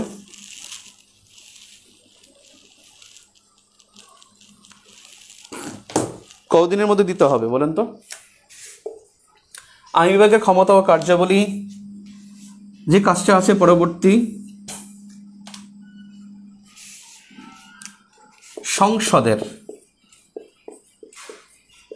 অনুমতি ব্যতীত ব্যয় করা যাবে না। দেখছে নির্বাহী বিভাগ কিভাবে নিয়ন্ত্রণ করে? নির্বাহী বিভাগ ইচ্ছা করলে খরচ করতে পারবে না, সংসদের অনুমতি নিতে হবে। কতদিন? 7 দিন, রাইট। শুভ্র বিশ্বাস, বুঝেন নাই আপনি, 15 দিন বলছেন, ফাও। 7 দিন, 7 দিনের মধ্যে সম্মতি দিয়েছেন। তার মানে সম্মতি যদি নাও দেয়, 7 দিন পরে এটা অটোমেটিক কার্যকর হয়ে যাবে। তার মানে পার্লামেন্টে পাস হওয়ার 22 দিনের মধ্যে ওটা এমনি অটোমেটিক কার্যকর। সম্মতি দিলে তো রাষ্ট্রপতি সম্মতি দিলে তো 15 দিনের মধ্যে হবে, সম্মতি না দিলে 22 দিনের মধ্যে হবে, একই কথা। যদি নাও দেয় তাহলে বুঝতে পারছি সম্মতি দিয়েছেন 7 দিনের মধ্যে। অর্থাৎ সংসদীয় গণতন্ত্রে পার্লামেন্ট খুব শক্তিশালী। অনুমতি ব্যতীত ব্যয় করা যাবে না। একটু আগে কিন্তু ব্যয় নিয়ে কথা বলছি, মনে রাখবেন, কোনো ব্যয়ের প্রস্তাব উত্থাপনের ক্ষেত্রে বাজেট ছাড়া যে কোনো ব্যয়ের প্রস্তাব উত্থাপনের ক্ষেত্রে রাষ্ট্রপতির অনুমতি লাগবে। অর্থ বিল, সংযুক্ত তহবিল, জাতীয় তহবিল, যে কোনো জায়গাতে খরচ করতে হলে রাষ্ট্রপতির অনুমতি নিয়ে সংসদে উত্থাপন করতে হবে। সংসদ অনুমতি দিলে তারপর ব্যয় করা যাবে। ব্যাপারটা বুঝছেন? তার মানে কার অনুমতি ব্যতীত ব্যয় করা যাবে না? সংসদের অনুমতি ব্যতীত ব্যয় করা যাবে না। কার অনুমতি ব্যতীত সংসদে কোনো বিল উত্থাপন করা যাবে না উইদাউট বাজেট? সেটা কার? রাষ্ট্রপতির। বাজেট কার অনুমতি নিয়ে উত্থাপন করতে হবে? প্রধানমন্ত্রীর। বাজেট প্রধানমন্ত্রী, অন্য সব ব্যয় উত্থাপনের ক্ষেত্রে হলো রাষ্ট্রপতি, কিন্তু ব্যয় করার ক্ষমতা একমাত্র সংসদের। সংসদ হলো বাজেট আসুক আর যাই আসুক, সংসদ ওখান থেকে বললো এইভাবে খরচ করতে হবে। তার মানে আইনসভার ক্ষমতা এখানে একটা বিশাল ক্ষমতা। এরপরে হলো 3 নম্বর, রাষ্ট্রপতিকে অভিশংসন করতে পারবে। রাষ্ট্রপতিকে অভিশংসন বা ইমপিচমেন্ট যেটাকে বলি, অভিশংসন করতে পারবে। রাষ্ট্রপতিকে অভিশংসন করতে পারবে। এখন রাষ্ট্রপতি কেন অভিশংসিত হবেন? কেন হবেন? কয়েকটা কারণে। যদি তিনি সংবিধান লঙ্ঘন করেন, তাহলে রাষ্ট্রপতি যদি সংবিধান লঙ্ঘন করেন, রাষ্ট্রপতি যদি গুরুতর অপরাধ করেন, অর্থাৎ গুরুদণ্ড, যেটা গুরুতর অপরাধ করেন, কারো হত্যা করে ফেলল, গুরুতর অপরাধ করেন, অপরাধ করা, সংবিধান লঙ্ঘন করা। তারপর হলো মানসিক অসুস্থতা, দৈহিক ও মানসিক অসুস্থতা। মানসিক অসুস্থতা বলতে হলো পাগল হয়ে যান, অপ্রকৃতস্থ হয়ে যান, দৈহিক মানে শারীরিকভাবে অক্ষম হয়ে যান। এই 3টি কারণে তার বিরুদ্ধে অভিশংসন করা যাবে। এমনি অভিশংসন করতে পারবেন না, যদি সুনির্দিষ্ট অভিযোগ থাকতে হবে, এবং এটা স্পিকারের মাধ্যমে পাশ হয়ে যেতে হবে। স্পিকারের মাধ্যমে এটা পাশ হয়ে তারপরে যেতে হবে।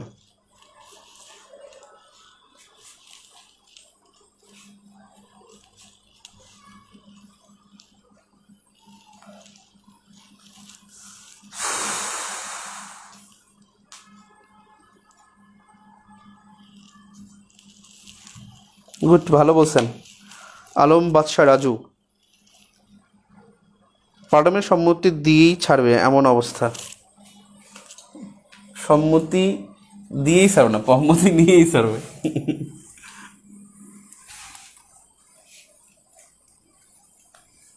তার মানে রাষ্ট্রপতির কাজ হলো ফিতা কাটা খালে।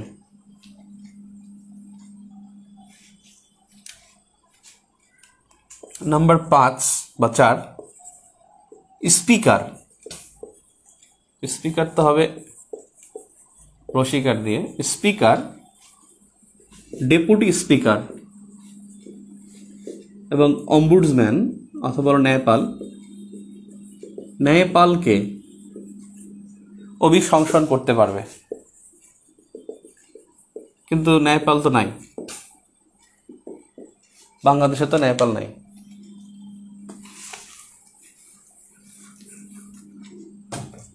দেখেন ও কিভাবে বিচার বিভাগকেও মনে করেন দূররূপে রাখে। সেটা হলো সুপ্রিম কোর্ট ছাড়া অন্য আদালত প্রতিষ্ঠা করতে পারবে, অন্য আদালত প্রতিষ্ঠা করতে পারবে। যেমন করছে না 2010 সালে কি করছে আন্তর্জাতিক অপরাধ ট্রাইব্যুনাল, একটা উদাহরণ লিখে নেই। যেমন 2010 সালের 25 মার্চ আন্তর্জাতিক অপরাধ ট্রাইব্যুনাল গঠন করে। আন্তর্জাতিক অপরাধ ট্রাইব্যুনাল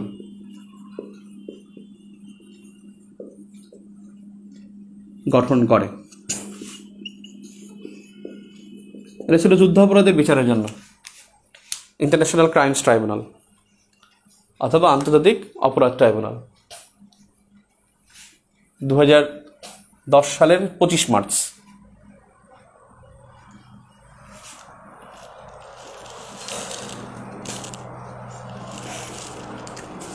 নাম্বার 6, যুদ্ধ ঘোষণা করতে পারবে।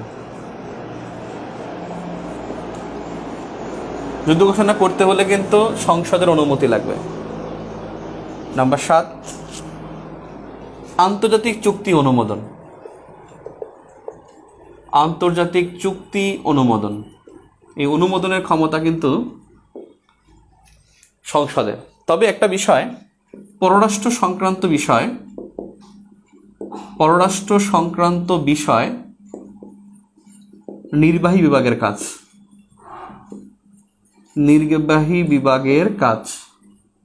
পররাষ্ট্র সংক্রান্ত বিষয় নির্বাহী বিভাগের কাজ, রাষ্ট্রপতির কাজ, প্রধানমন্ত্রীর কাজ, এগুলো পররাষ্ট্র মন্ত্রণালয়ের কাজ, এগুলো নির্বাহী বিভাগের। কিন্তু চুক্তি অনুমোদনের ক্ষমতা হলো সংসদের। চুক্তিটা অনুমোদন করতে পারবে সংসদ। এরা শুধুমাত্র পররাষ্ট্র বিষয় দিয়ে কাজ করতে পারবে, কিন্তু অনুমোদনের জন্য যাইতে হবে সংসদের কাছে।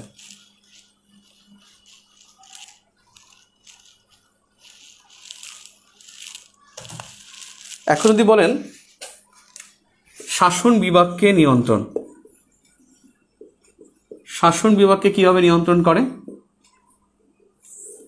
মানে আইন বিভাগ বা আইনসভা শাসন বিভাগকে নিয়ন্ত্রণ করে। এখন শাসন বিভাগকে কিভাবে নিয়ন্ত্রণ করে? নাম্বার 1, প্রাইম মিনিস্টার ও অন্যান্য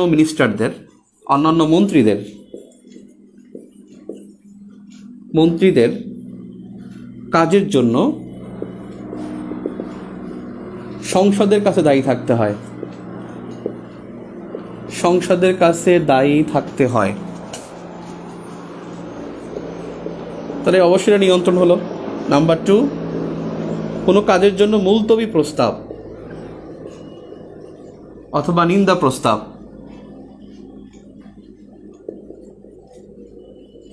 নিন্দা প্রস্তাব বা অনাস্থা প্রস্তাব আনা যায়। অনাস্থা প্রস্তাব আনা যায়। এবার স্বাস্থ্যমন্ত্রীর বিরুদ্ধে অনাস্থা প্রস্তাবে দাবি করছে না বিরোধী দলীয় নেতা হারুনুর রশিদ, অনাস্থা প্রস্তাব আনা যায়।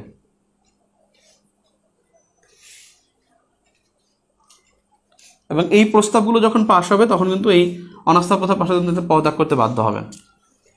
তার মানে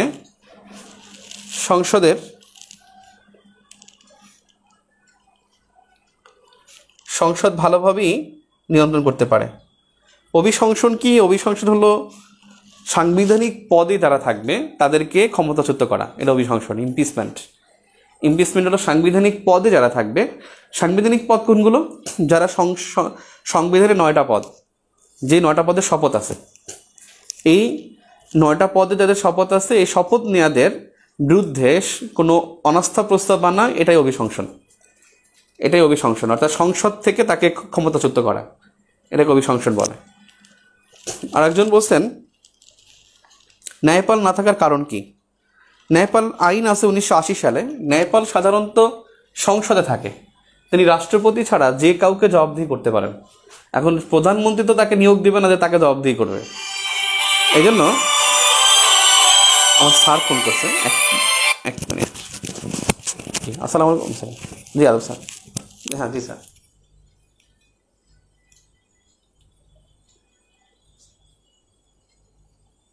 জি স্যার।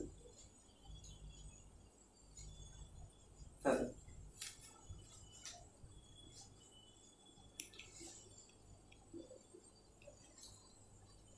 আচ্ছা আচ্ছা স্যার।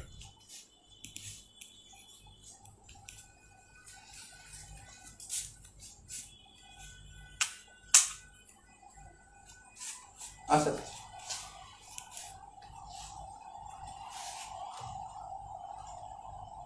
জি স্যার।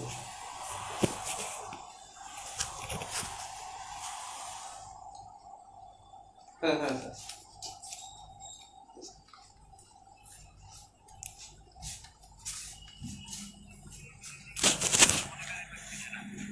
আচ্ছা স্যার, আমি কথা বলতেছি।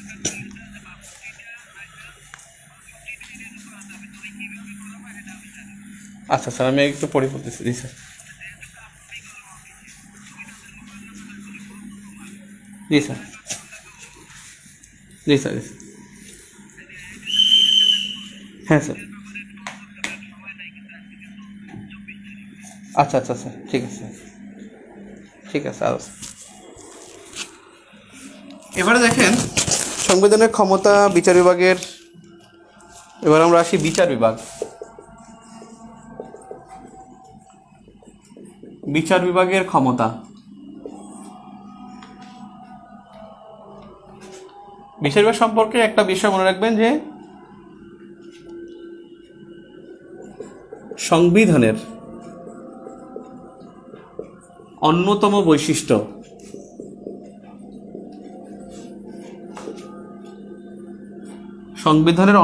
বৈশিষ্ট্য হলো বিচার বিভাগের স্বাতন্ত্র্য এবং স্বাধীনতা।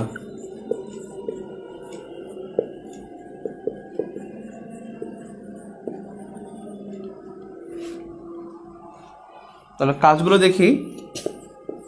নাম্বার 1,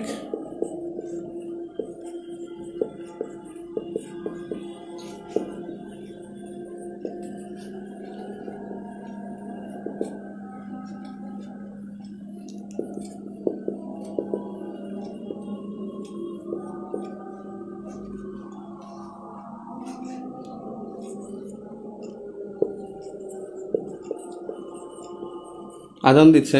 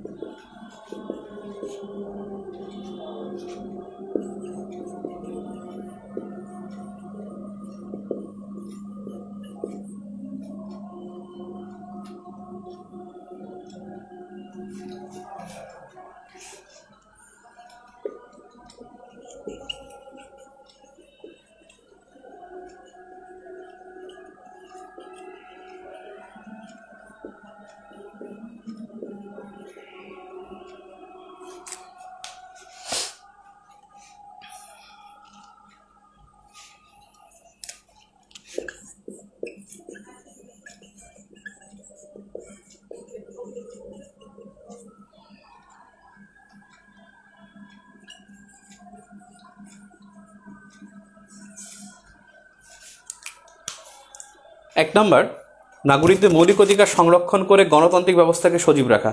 প্রশ্ন এখন যেমনভাবে হয় আসবে পরীক্ষায়, যে গণতান্ত্রিক ব্যবস্থাকে সজীব রাখতে কী করতে হয়?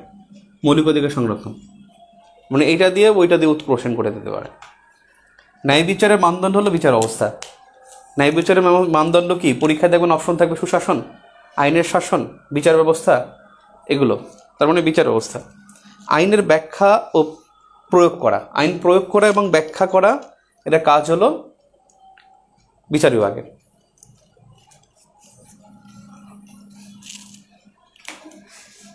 বিচার বিভাগ হলো সংবিধানের অভিভাবক।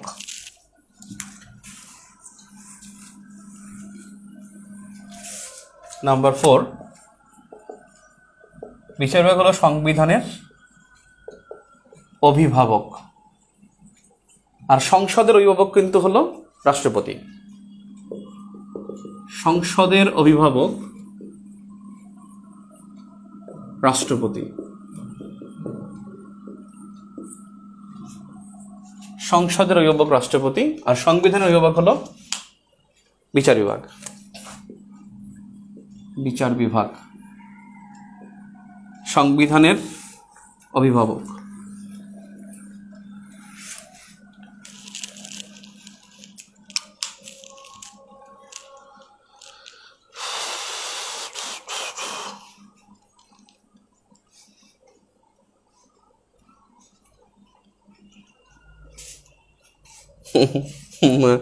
স্যার ঝাড়ি দিছে, ঝাড়ি আমারে দেয়, আর আমাদের লাইসেন্স করতে হবে।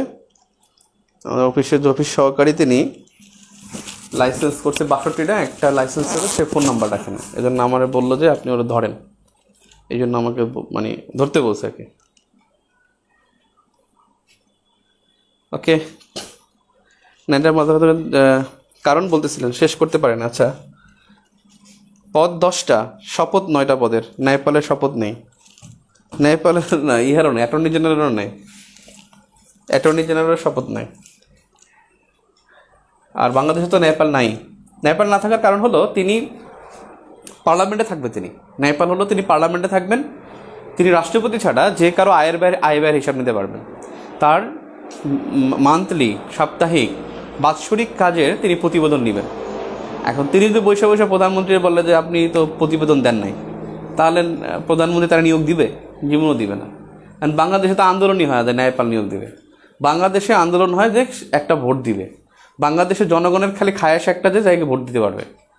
ভোট দিয়ে কে হবে না হবে ওগুলো দেখার বিষয় না, কাজ কী হবে তা না। মানে সেটা হচ্ছে আগে ভোট দেবো, আমার যে ক্ষমতা প্রয়োগ করব। গতবার নৌকায় দিয়েছে, এবার ধানের শীষে দেবো, এবার ধানের শীষ দিয়েছে, আগামী বছর নৌকায় দেবো। এই ধানের শীষ কে চালাবে, নৌকা কে চালাবে, দেশ কেমনে চলবে, নাথিং। আমাদের সেই কোনো ধারণাই নেই, যে আমার দেশ কেমনে চলবে। ভোট একটা দিতে পারলে হলো, যে ও গত বছর ওরা দিচ্ছে, ওরা দেবো না, ও সালাম দেন আমারে, এই যে একটা কথা। মানে আপনি যে ভোট দিবেন কাকে, যে ভোট দিবেন সে কিন্তু হবেন ল মেকার।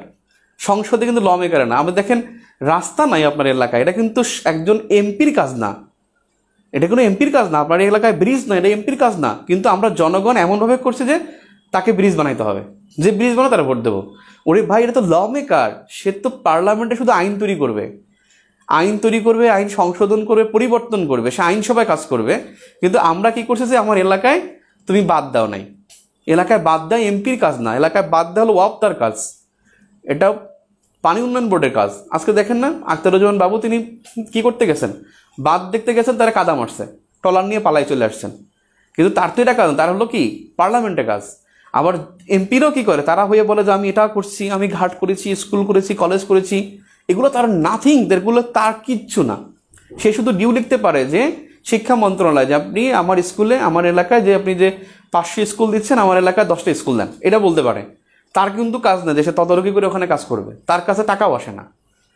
শিক্ষা মন্ত্রণালয় থেকে বাজেট আসে, উপজেলা শিক্ষা কমিটি থেকে আসে, ওখানে কমিটি আসে, তারপরে সে একটি কমিটির সদস্য মাত্র, খরচ করার সুযোগ নেই।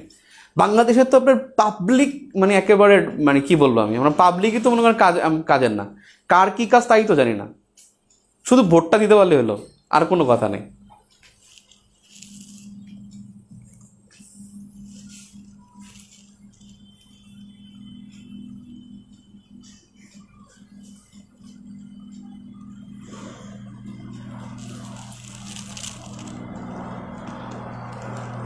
সংবিধানের অভিভাবক বিচার বিভাগ, রাইট, ক্লিয়ার। এবারে দেখেন ওর আর কাজ কি, আর কাজ হলো এই কাজটা কিন্তু মনে রাখবেন, নাগরিকত্ব প্রদান। নাগরিকত্ব প্রদান কাদের? বিদেশিদের। আপনার নাগরিকত্ব প্রদান এটা কারো কাজ না, এটা আপনার বিচার বিভাগের কাজ না। বিদেশিদের নাগরিকত্ব প্রদানটা কাজ হলো বিচার বিভাগের। আপনাদের মনে আছে কি না যে বিহারিদের 2008 সালে, তখন তো আপনারা মনে হয় বাচ্চা, অনেকে তো স্কুলে পড়েন মনে হয়, 12 বছর আগে না, আপনি যদি এখন অনার্সে পড়েন ঠিকই আছে, 8 সালে আপনি ক্লাস 4-5 পড়তে পারেন। 8 সালের আগে 7 সালে কি করছে জানেন? 7 সালে যেটা হলো, উনি একজন বলছেন যে বিচার বিভাগের বিদেশিদের নিরাপত্তা প্রদান, বিদেশি নাগরিকদের নিরাপত্তা প্রদান করা এটা বিচার বিভাগের কাজ না। কথা বুঝছেন? এটা হলো শাসন বিভাগের নির্বাহী বিভাগের কাজ। নিরাপত্তা প্রদান, আইন শৃঙ্খলা রক্ষা করা, নিরাপত্তা বিভাগের, এটা হলো নির্বাহী বিভাগের কাজ। কিন্তু বিদেশিদের নাগরিকত্ব প্রদান 7 সালে বিহারিদের যখন আইডি কার্ড করে, অপারেশন নবযাত্রা শুরু হয় 7 সালে, ভোটার আইডি কার্ড মানে ছবিযুক্ত ভোটার তালিকা। এর আগে তো ছবিযুক্ত ভোটার তালিকা ছিল না, জানেন এটা? আগে ভোটার তালিকা শুধু নাম ছিল, নাম আর এলাকা ছিল, কে গিয়ে কার্ডটা ভোট দিত তা জানা যেত না। তো ছবিযুক্ত ভোটার তালিকা যখন শুরু হয় তখন কিন্তু বিহারিরা দাবি করছে যে আমাদের আইডি কার্ড দিতে হবে। তখন পার্লামেন্ট থেকে সুপ্রিম কোর্ট থেকে একটা রায় আসে এবং সেই রায়তে বলা হয় যে যেহেতু তারা 40 বছরের এখানে বসবাস করতেছে প্রায়, সেহেতু তাদেরকে নাগরিকত্ব প্রদান করা যাবে। এখানে যারা নির্বাচনের 71 সালের পরে জন্মগ্রহণ করছে এবং তারা আগেও জন্মগ্রহণ করে দেশের মানে স্বকীয়তাকে, পতাকাকে তারা শ্রদ্ধা করেছে, তাদেরকে নাগরিকত্ব প্রদান করা যাবে। তারপর কিন্তু বিহারিরা আইডি কার্ড পায়। এরপরে বিহারিরা কিন্তু এখন দেখবেন অনেক জায়গায় বিভিন্ন প্রতিষ্ঠানের মালিক, আগে কিন্তু মালিক ছিল না। আগে বিহারিরা কাজ করতো কি জানেন? যেগুলো হলো এনআইডি ভুক্ত বা নাগরিক হওয়ার জন্য যেগুলো দরকার হয় না সেই সব কাজ করতো। মুচি সেলাই করতো, সেলুন, ম্যাক্সিমাম সেলুন দেখবেন বিহারিদের এখনও আছে, মানে এদের যে লাইসেন্স লাগে না সেগুলো। নাগরিকত্ব প্রদান করে তারপরে যে কাজটা করে সেটা হলো অভিভাবকত্ব নিরূপণ। অর্থাৎ একজন অভিভাবকহীন হয়ে গেছে, তাকে অভিভাবকত্ব নিরূপণ করার জন্য বিচার বিভাগ কাজ করে থাকে। এরপর হলো নাবালকের সম্পত্তির তত্ত্বাবধান। এই কাজগুলো বিচার বিভাগের। ক্লিয়ার?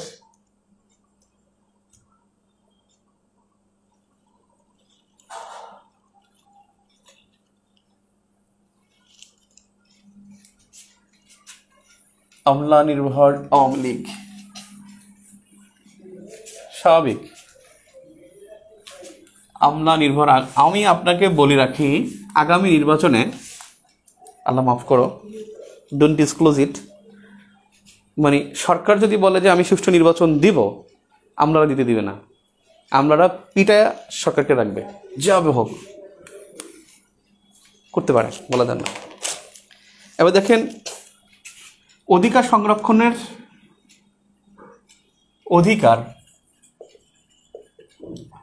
অধিকার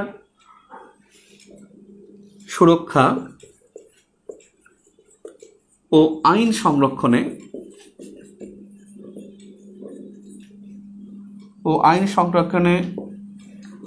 বিচার বিভাগীয় পদ্ধতি।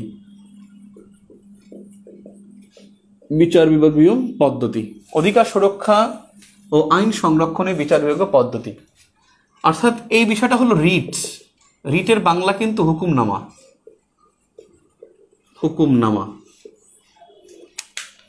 অর্থাৎ আপনার অধিকার সুরক্ষার জন্য আপনি বিচার বিভাগের মাধ্যমেই রিট করতে পারবেন। এই রিট করার ক্ষমতা আছে 102 নং অনুচ্ছেদে। 102 নং অনুচ্ছেদ, এই অনুচ্ছেদে 102 নং অনুচ্ছেদ সংবিধানের 102 নং অনুচ্ছেদে রিট বা হুকুমনামা সম্পর্কে বলা আছে এবং সেই রিট করা যাবে 5টি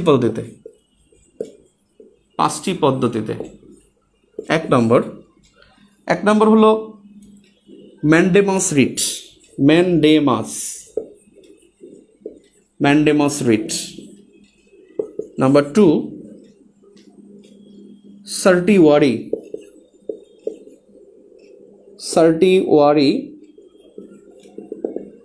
রিট। তারপর হলো number 3 prohibition writ. Number 4 habeas corpus writ, habeas corpus writ. Number 5 quo warranto, আবার কোয়ারেন্টাইন দিয়েন না, কোয়ারেন্টি রিট। এদের প্রশ্ন এখন পর্যন্ত আসে নাই, জাস্ট একটু জানার জন্য একবার রিডিং দিয়ে রাখতে পারেন যে 5টি পদ্ধতি। এটা অত বেশি ইম্পর্টেন্ট না, বিশেষ করে যারা জুডিশিয়ারি পরীক্ষা দিবেন তাদের জন্য গুরুত্বপূর্ণ। বিসিএস এর জন্য এ জাতীয় কোশ্চেন সাধারণত এখন পর্যন্ত আসে নাই, সর্বোচ্চ 102 নং অনুচ্ছেদ, এটা গুরুত্বপূর্ণ। Mandamus writ, certiorari writ, prohibition writ, habeas corpus writ, কোয়ারেন্টি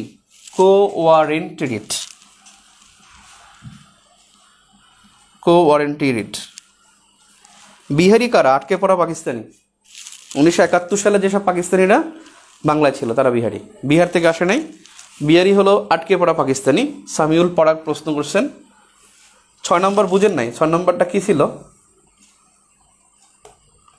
ওই নাবালকের অভিভাবকত্ব, নাবালকের সম্পত্তির তত্ত্বাবধান, রাইট। একজন নাবালক অর্থাৎ 18 বছরের নিচে যে থাকবে সে নাবালক, তার সম্পত্তি তত্ত্বাবধানটা বিচার বিভাগের অধীনে থাকে। বিচার বিভাগ একজনকে তত্ত্বাবধায়ক বানায় যে এর অভিভাবক নাই, এই শিশুর সম্পত্তির দেখভাল করার জন্য আপনাকে নিয়োগ দেওয়া হলো। 18 বছর হলে আপনি সম্পত্তি তাকে বুঝিয়ে দেবেন, এই আর কি। এরপর হলো এমপিতে শিক্ষাগত যোগ্যতা নিয়ে কোনো বাধা ধরা নিয়ম আছে কি? যে আছে, ডিগ্রি পাস করতে হবে। কত বছর নাবালকের সম্পত্তি তত্ত্বাবধান করবে? 18 বছর না হওয়া পর্যন্ত। বাংলা সিনেমা দেখেন না? বাংলা সিনেমা তো দেখায় ভাই, বাংলা সিনেমাটা সার্কাস, বুঝছেন? প্রধানমন্ত্রীকে মাননীয় প্রধানমন্ত্রী ও রাষ্ট্রপতি মহামান্য কেন বলি? তাদের নামের আগে কেন মাননীয় এবং মহামান্য ব্যবহার করা হয়? রাষ্ট্রপতি মহামান্য হন, সেদিনকে একটা লেখাও আসছে, রাষ্ট্রপতি মহামান্য হবেন, তিনি নির্বাহী বিভাগের সর্বোচ্চ ব্যক্তি, তাই। আর মাননীয় বলতে তারাই হবে, শুধু মন্ত্রীরা, আর কেউ হবে না। মাননীয় আর কেউ হয় না, মাননীয় সংসদস্য হয় না, মাননীয় সংসদস্য বলা যাবে না, আমরা মাননীয় সংসদস্য বলি। রোহিঙ্গা তো বিহারের মতো নাগরিকত্ব দেওয়া লাগবে, ভয়াবহ অবস্থা। আচ্ছা ঠিক আছে, এবারে দেখেন বিচারপতি নিয়োগ ব্যবস্থা, এইটা কি আছে? বিচারপতি নিয়োগ ব্যবস্থা, এবং এই বিচারপতি নিয়োগ ব্যবস্থা এটা হলো স্বাধীন বিচার বিভাগের প্রথম পদক্ষেপ। এই ব্যবস্থা হলো বিচার বিভাগের স্বাধীনতার প্রথম পদক্ষেপ। বিচার বিভাগের স্বাধীনতার প্রথম পদক্ষেপ হলো বিচারপতি নিয়োগ। 3টি ভাবে বিচারপতি নিয়োগ হয়ে থাকে বিভিন্ন দেশে, নিয়োগ হওয়ার রীতি আছে।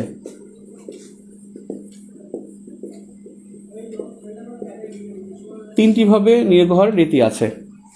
1 নম্বর হলো জনসাধারণ কর্তৃক নির্বাচন। জনসাধারণ কর্তৃক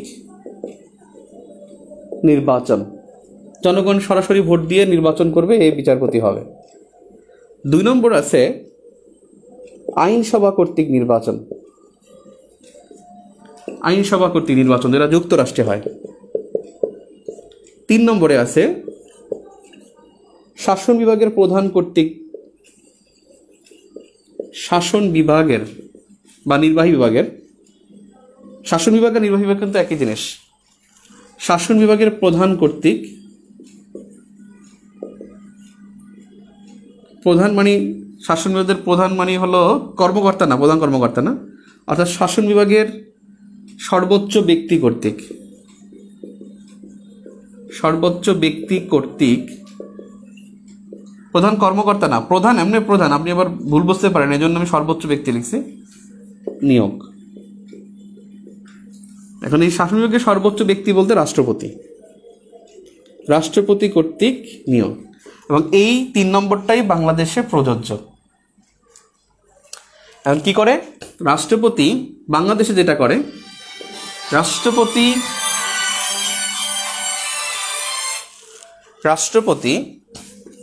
প্রধান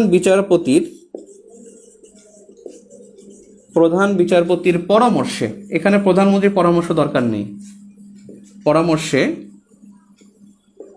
বিচারপতি নিয়োগ দেন। রাষ্ট্রপতি প্রধান বিচারপতির পরামর্শে অন্যান্য বিচারপতি নিয়োগ দেন। প্রধান বিচারপতির পরামর্শে বিচারপতি নিয়োগ দেন। এখন প্রধান বিচারপতিকে আবার কে নিয়োগ দেয়? ওটা রাষ্ট্রপতি দেয়, ওটা দেয় এবার প্রধানমন্ত্রীর পরামর্শে। প্রধান বিচারপতিকে নিয়োগ দেয়, ওরা প্রধানমন্ত্রীর পরামর্শে রাষ্ট্রপতি নিয়োগ দিয়ে থাকে। প্রধান বিচারপতি নিয়োগের ক্ষেত্রে তিনি প্রধানমন্ত্রীর পরামর্শ নেয়, আর অন্যান্য বিচারপতি নিয়োগের ক্ষেত্রে প্রধান বিচারপতির পরামর্শ নেয়। আর বাংলাদেশে বিচারপতি হতে হলে 10 বছর আইনজীবী থাকা লাগে। বিচারপতি হওয়ার হলো 10 বছর নিম্ন আদালতে আইনজীবী হিসেবে কাজ করতে হয়, অর্থাৎ আইন পেশায় 10 বছর থাকতে হয়। আইন পেশায় 10 বছর থাকলে সে বিচারপতি হওয়ার যোগ্যতা অর্জন করে। বিচারপতি বলতে হাইকোর্ট এবং অ্যাপিলেট ডিভিশন, এই দুইটাকে বোঝানো হয়। হাইকোর্ট ডিভিশন আর হলো আপিল বিভাগ। কি হলো, ঝাপসা নাকি?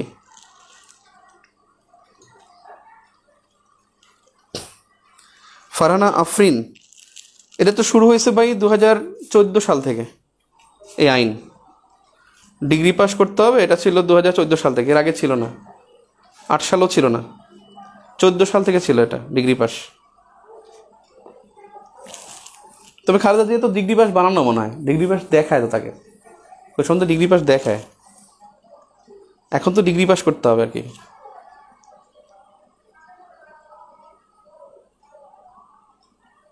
ওই যে বাংলাদেশের মানুষের আবেগ হয়ে যাবে, আবেগে প্রধানমন্ত্রী হবে, রাষ্ট্রপতি হয়ে যাবে, খালি ভোট দিতে পারলে হলো। কারে দেব, কেমনে দেব, কি হবে না হবে, ভবিষ্যৎ কি, আগে কি ছিল এখন কি আছে, কোনো বিচার অবস্থান মানে বিচার আমরা করি না, যার জন্য এটা নিয়ে আবেগ আপ্লুত হওয়ার কিছু নাই। এখন দেখেন, এইটা হলো চিফ জাস্টিস এর পরামর্শে রাষ্ট্রপতি অন্যান্য বিচারপতিদের নিয়োগ দিয়ে থাকে। ওকে, বাংলাদেশের প্রশাসন ব্যবস্থা ধাপাধাপ। বাংলাদেশের প্রশাসন ব্যবস্থা, এই প্রশাসন ব্যবস্থায় মনে রাখবেন বাংলাদেশের এককেন্দ্রিক শাসন ব্যবস্থা, এককেন্দ্রিক শাসন ব্যবস্থা, কারণ এখানে প্রাদেশিক সরকার নাই, শুধু কেন্দ্র সরকার। ভারতে হলো যুক্তরাষ্ট্রীয় শাসন ব্যবস্থা। যুক্তরাষ্ট্রীয় শাসন ব্যবস্থা বলতে বোঝায় যেখানে কেন্দ্র প্রদেশে আলাদা সরকার থাকে, আর কেন্দ্র যখন একটা থাকে তখন সেটা এককেন্দ্রিক শাসন ব্যবস্থা। তাহলে বাংলাদেশের প্রশাসনিক ব্যবস্থা কি? এককেন্দ্রিক। যুক্তরাষ্ট্রীয় হবে যদি এটা কি হয়, কেন্দ্র এবং প্রদেশে আলাদা সরকার হয়।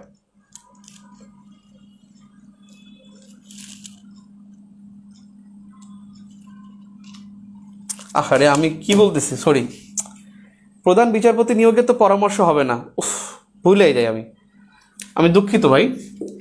চিফ জাস্টিস নিয়োগের ক্ষেত্রে কারো পরামর্শ নাই, প্রাইম মিনিস্টারের পরামর্শ নাই, দূর, ভুলে যাই বারবার। চিফ জাস্টিস নিয়োগের ক্ষেত্রে কারো পরামর্শ রাষ্ট্রপতি নেবেন না। দুইজনকে নিয়োগের ক্ষেত্রে রাষ্ট্রপতি পরামর্শ নেবেন না প্রধানমন্ত্রীর, একজন প্রধানমন্ত্রী নিয়োগ আর একজন প্রধান বিচারপতি নিয়োগ। আমি এটা বারবার ভুলে যাই, দূর, সরি ভাই। আর চিফ জাস্টিসের পরামর্শ নিয়ে তিনি অন্যান্য বিচারপতি নিয়োগ দিবেন। চিফ জাস্টিস নিয়োগের ক্ষেত্রে প্রাইম মিনিস্টারের পরামর্শ নেওয়ার কোনো দরকার নাই। প্রশাসনিক কাঠামো, প্রশাসনিক স্তর হলো 4টি। বাংলাদেশের প্রশাসনিক স্তর 4টি, খুব খেয়াল করবেন। নাম্বার 1 কেন্দ্র, নাম্বার 2 বিভাগ,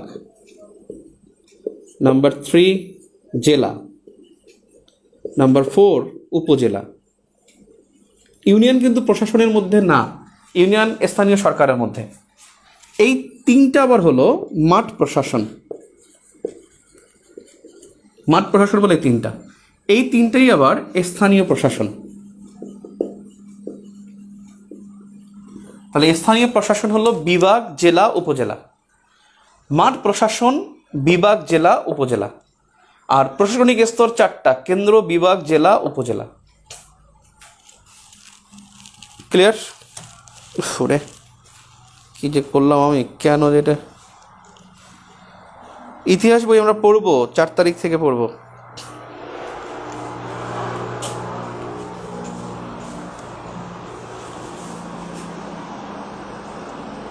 কতজন আছে রে? 150 কমে গেছে।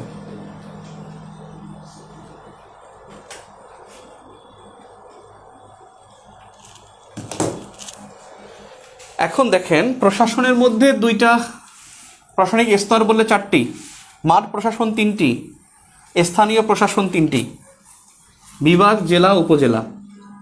প্রশাসনের ক্ষেত্রে একটা কনফিউশন হয়, মন্ত্রী আর হলো সচিব, কে আসলে কি? মন্ত্রী এবং সচিব। মন্ত্রণালয়ের প্রধান হলো মন্ত্রী, আর মন্ত্রণালয়ের প্রশাসনিক কর্মকর্তা, মন্ত্রণালয়ের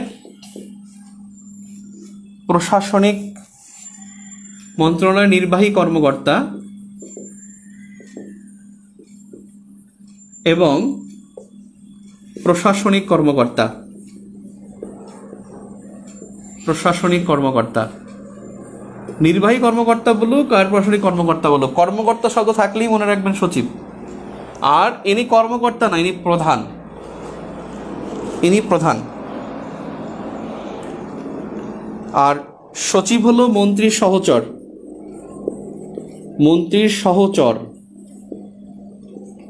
মন্ত্রীর সাথে থাকেন সচিব।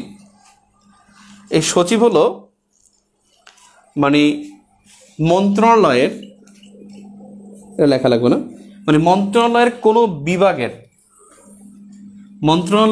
বিভাগের, অর্থাৎ মন্ত্রণালয়ে বিভিন্ন বিভাগ থাকে না, বা দপ্তরের, মানে মন্ত্রণালয়ের বিভিন্ন অধিদপ্তরের, বোর্ডের, প্রশাসনের, মানে কর্পোরেশনের যে কোনো প্রস্তাব মন্ত্রীর কাছে যেতে হলে সচিবের টেবিল হয়ে যায়, সচিবের টেবিল হয়ে মন্ত্রীর কাছে যেয়ে থাকে। বাংলাদেশে এটা নাই ভাই, বলে লাভ নাই। মন্ত্রীর কাছে সরাসরি মন্ত্রী বলে আমার কাছে নিয়ে আসো, ঠিক আছে? তাহলে মন্ত্রণালয়ের নির্বাহী কর্মকর্তা এবং প্রশাসনিক কর্মকর্তা হলেন সচিব, মন্ত্রীর একান্ত সহচর হলেন সচিব। এখন পদ সোপান,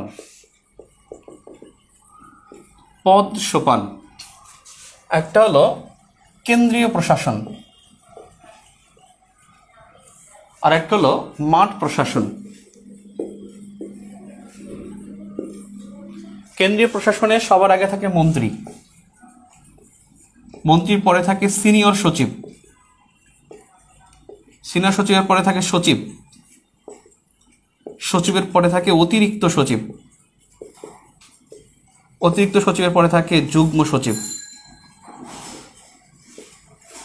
যুগ্ম সচিবের পরে থাকে উপসচিব, উপসচিবের পরে থাকে সিনিয়র সহকারী সচিব, সিনিয়র সহকারী সচিব, সিনিয়র সহকারী সচিবের পরে থাকে সহকারী সচিব। দেখা যায় মন্ত্রী, সিনিয়র সচিব, সচিব, অতিরিক্ত সচিব, যুগ্ম সচিব, উপসচিব, সিনিয়র সহকারী সচিব, সহকারী সচিব।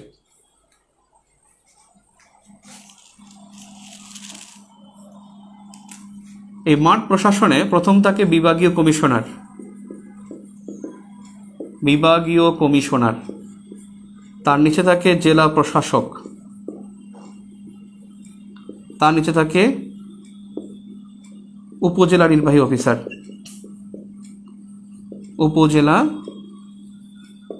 অফিসার, এই যে সহকারী সচিব, আপনি বিসিএস কর্মকর্তা ক্যাডার যখন হবেন তখনই সহকারী সচিব। যে কোনো মন্ত্রণালয়ের যে কোনো দপ্তরে থাকেন, আপনি এখান থেকে শুরু হবে, তারপর আপনি পদ সোপান করতে করতে এই পর্যন্ত যাবেন। মানে আপনার উপসচিব পর্যন্ত এমনিই হবেন, কিন্তু এরপরে সব সরকারি প্রমোশন। সরকার চাইলে আপনাকে যুগ্ম সচিব বানাবে, না না চাইলে বানাবে না, এটা স্বাভাবিক। এরপর অতিরিক্ত সচিব, সিনিয়র সচিব, মন্ত্রী, এই পর্যন্ত। মন্ত্রী আর হতে পারবেন না, মন্ত্রী তো হবে কি জনগণের প্রতিনিধি, এই পর্যন্ত আপনি যেতে পারবেন। এই বিসিএস ক্যাডাররা এখানে হবে। কেন্দ্রীয় প্রশাসন এটা। মাঠ প্রশাসন হলো বিভাগীয় কমিশনার, জেলা প্রশাসন, উপজেলা নির্বাহী অফিসার। এখন দেখেন এই মাঠ প্রশাসনের কাজ হলো 3টা, উল্লেখযোগ্য কাজ হলো 3টি কাজ। 1 নম্বর আইন শৃঙ্খলা রক্ষা, আইন শৃঙ্খলা রক্ষা করা কাজ। নাম্বার 2 হলো রাজস্ব আদায়, রাজস্ব আদায়। নাম্বার 3 হলো সরকারি সিদ্ধান্ত বাস্তবায়ন। এই সিদ্ধান্ত বাস্তবায়ন করাটাই বেশি কাজ, সরকারি সিদ্ধান্ত বাস্তবায়ন।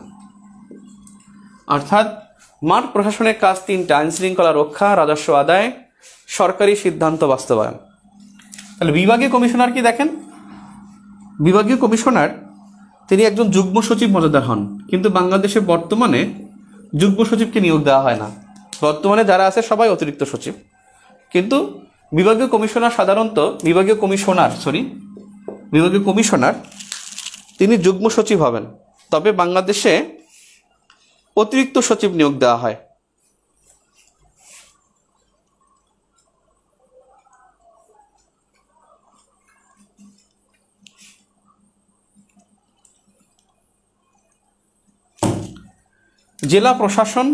জেলা প্রশাসক যিনি, তিনি থাকেন উপসচিব, এবং বর্তমানে উপসচিবই নিয়োগ দেওয়া হয়, অন্য কেউ দেওয়া হয় না। এই উপসচিবের কাজ মানে ডিসির কাজ কি কি? তিনি ভূমি রাজস্ব আদায় করেন, ভূমি রাজস্ব কর আদায় ও ধার্য করে, ভূমি রাজস্ব কর ও ধার্য করে। তারপরে হলো বাজার নিয়ন্ত্রণ করে, বাজার নিয়ন্ত্রণ করে। আরেকটা কাজ করে সেটা হলো ডিডিএলজি। এই কাজটা এখন ডিসির কাজ, আগে ছিল না, এই জন্য ডিডিএলজি নামে লিখলাম। ডিডিএলজি মানে লোকাল গভর্নমেন্ট, অর্থাৎ ডেপুটি ডিরেক্টর লোকাল গভর্নমেন্ট, অর্থাৎ উপপরিচালক। ডিডিএলজি হলো স্থানীয় সরকারের উপপরিচালক। এই স্থানীয় সরকারটা জেলা প্রশাসকের মধ্যে এটাকে সৃষ্টি করা হয়েছে। এটা একজন এডিশনাল এডিসি লেভেলের একজন কর্মকর্তা এখানে থাকে। এডিসি মানে additional district deputy commissioner, additional deputy commissioner, অর্থাৎ এডিসি। ডিডিএলজি হলো স্থানীয় সরকার সম্পর্কিত একটি কমিটি করে 35তম বিসিএস থেকে, মানে ওই সময়টা এটা করা হয়। 64টা জেলা, 64টা পদ, প্রত্যেকটা জেলা একটা করা পদ আছে ডিডিএলজি। স্থানীয় সরকার নিয়ে এই কাজটা তাদের নতুন যুক্ত হয়েছে। উপজেলা নির্বাহী অফিসার, এটা হলো সিনিয়র সহকারী সচিব, সিনিয়র সহকারী সচিব লেভেলে কর্মকর্তা থাকেন। আজকে এ পর্যন্তই, ইনশাল্লাহ কালকে আবার আমরা ঠিক টাইমেই এই সময় ক্লাস হবে ইনশাল্লাহ। পৌঁছে দাও, এই করে দাও, শেষ করে দাও।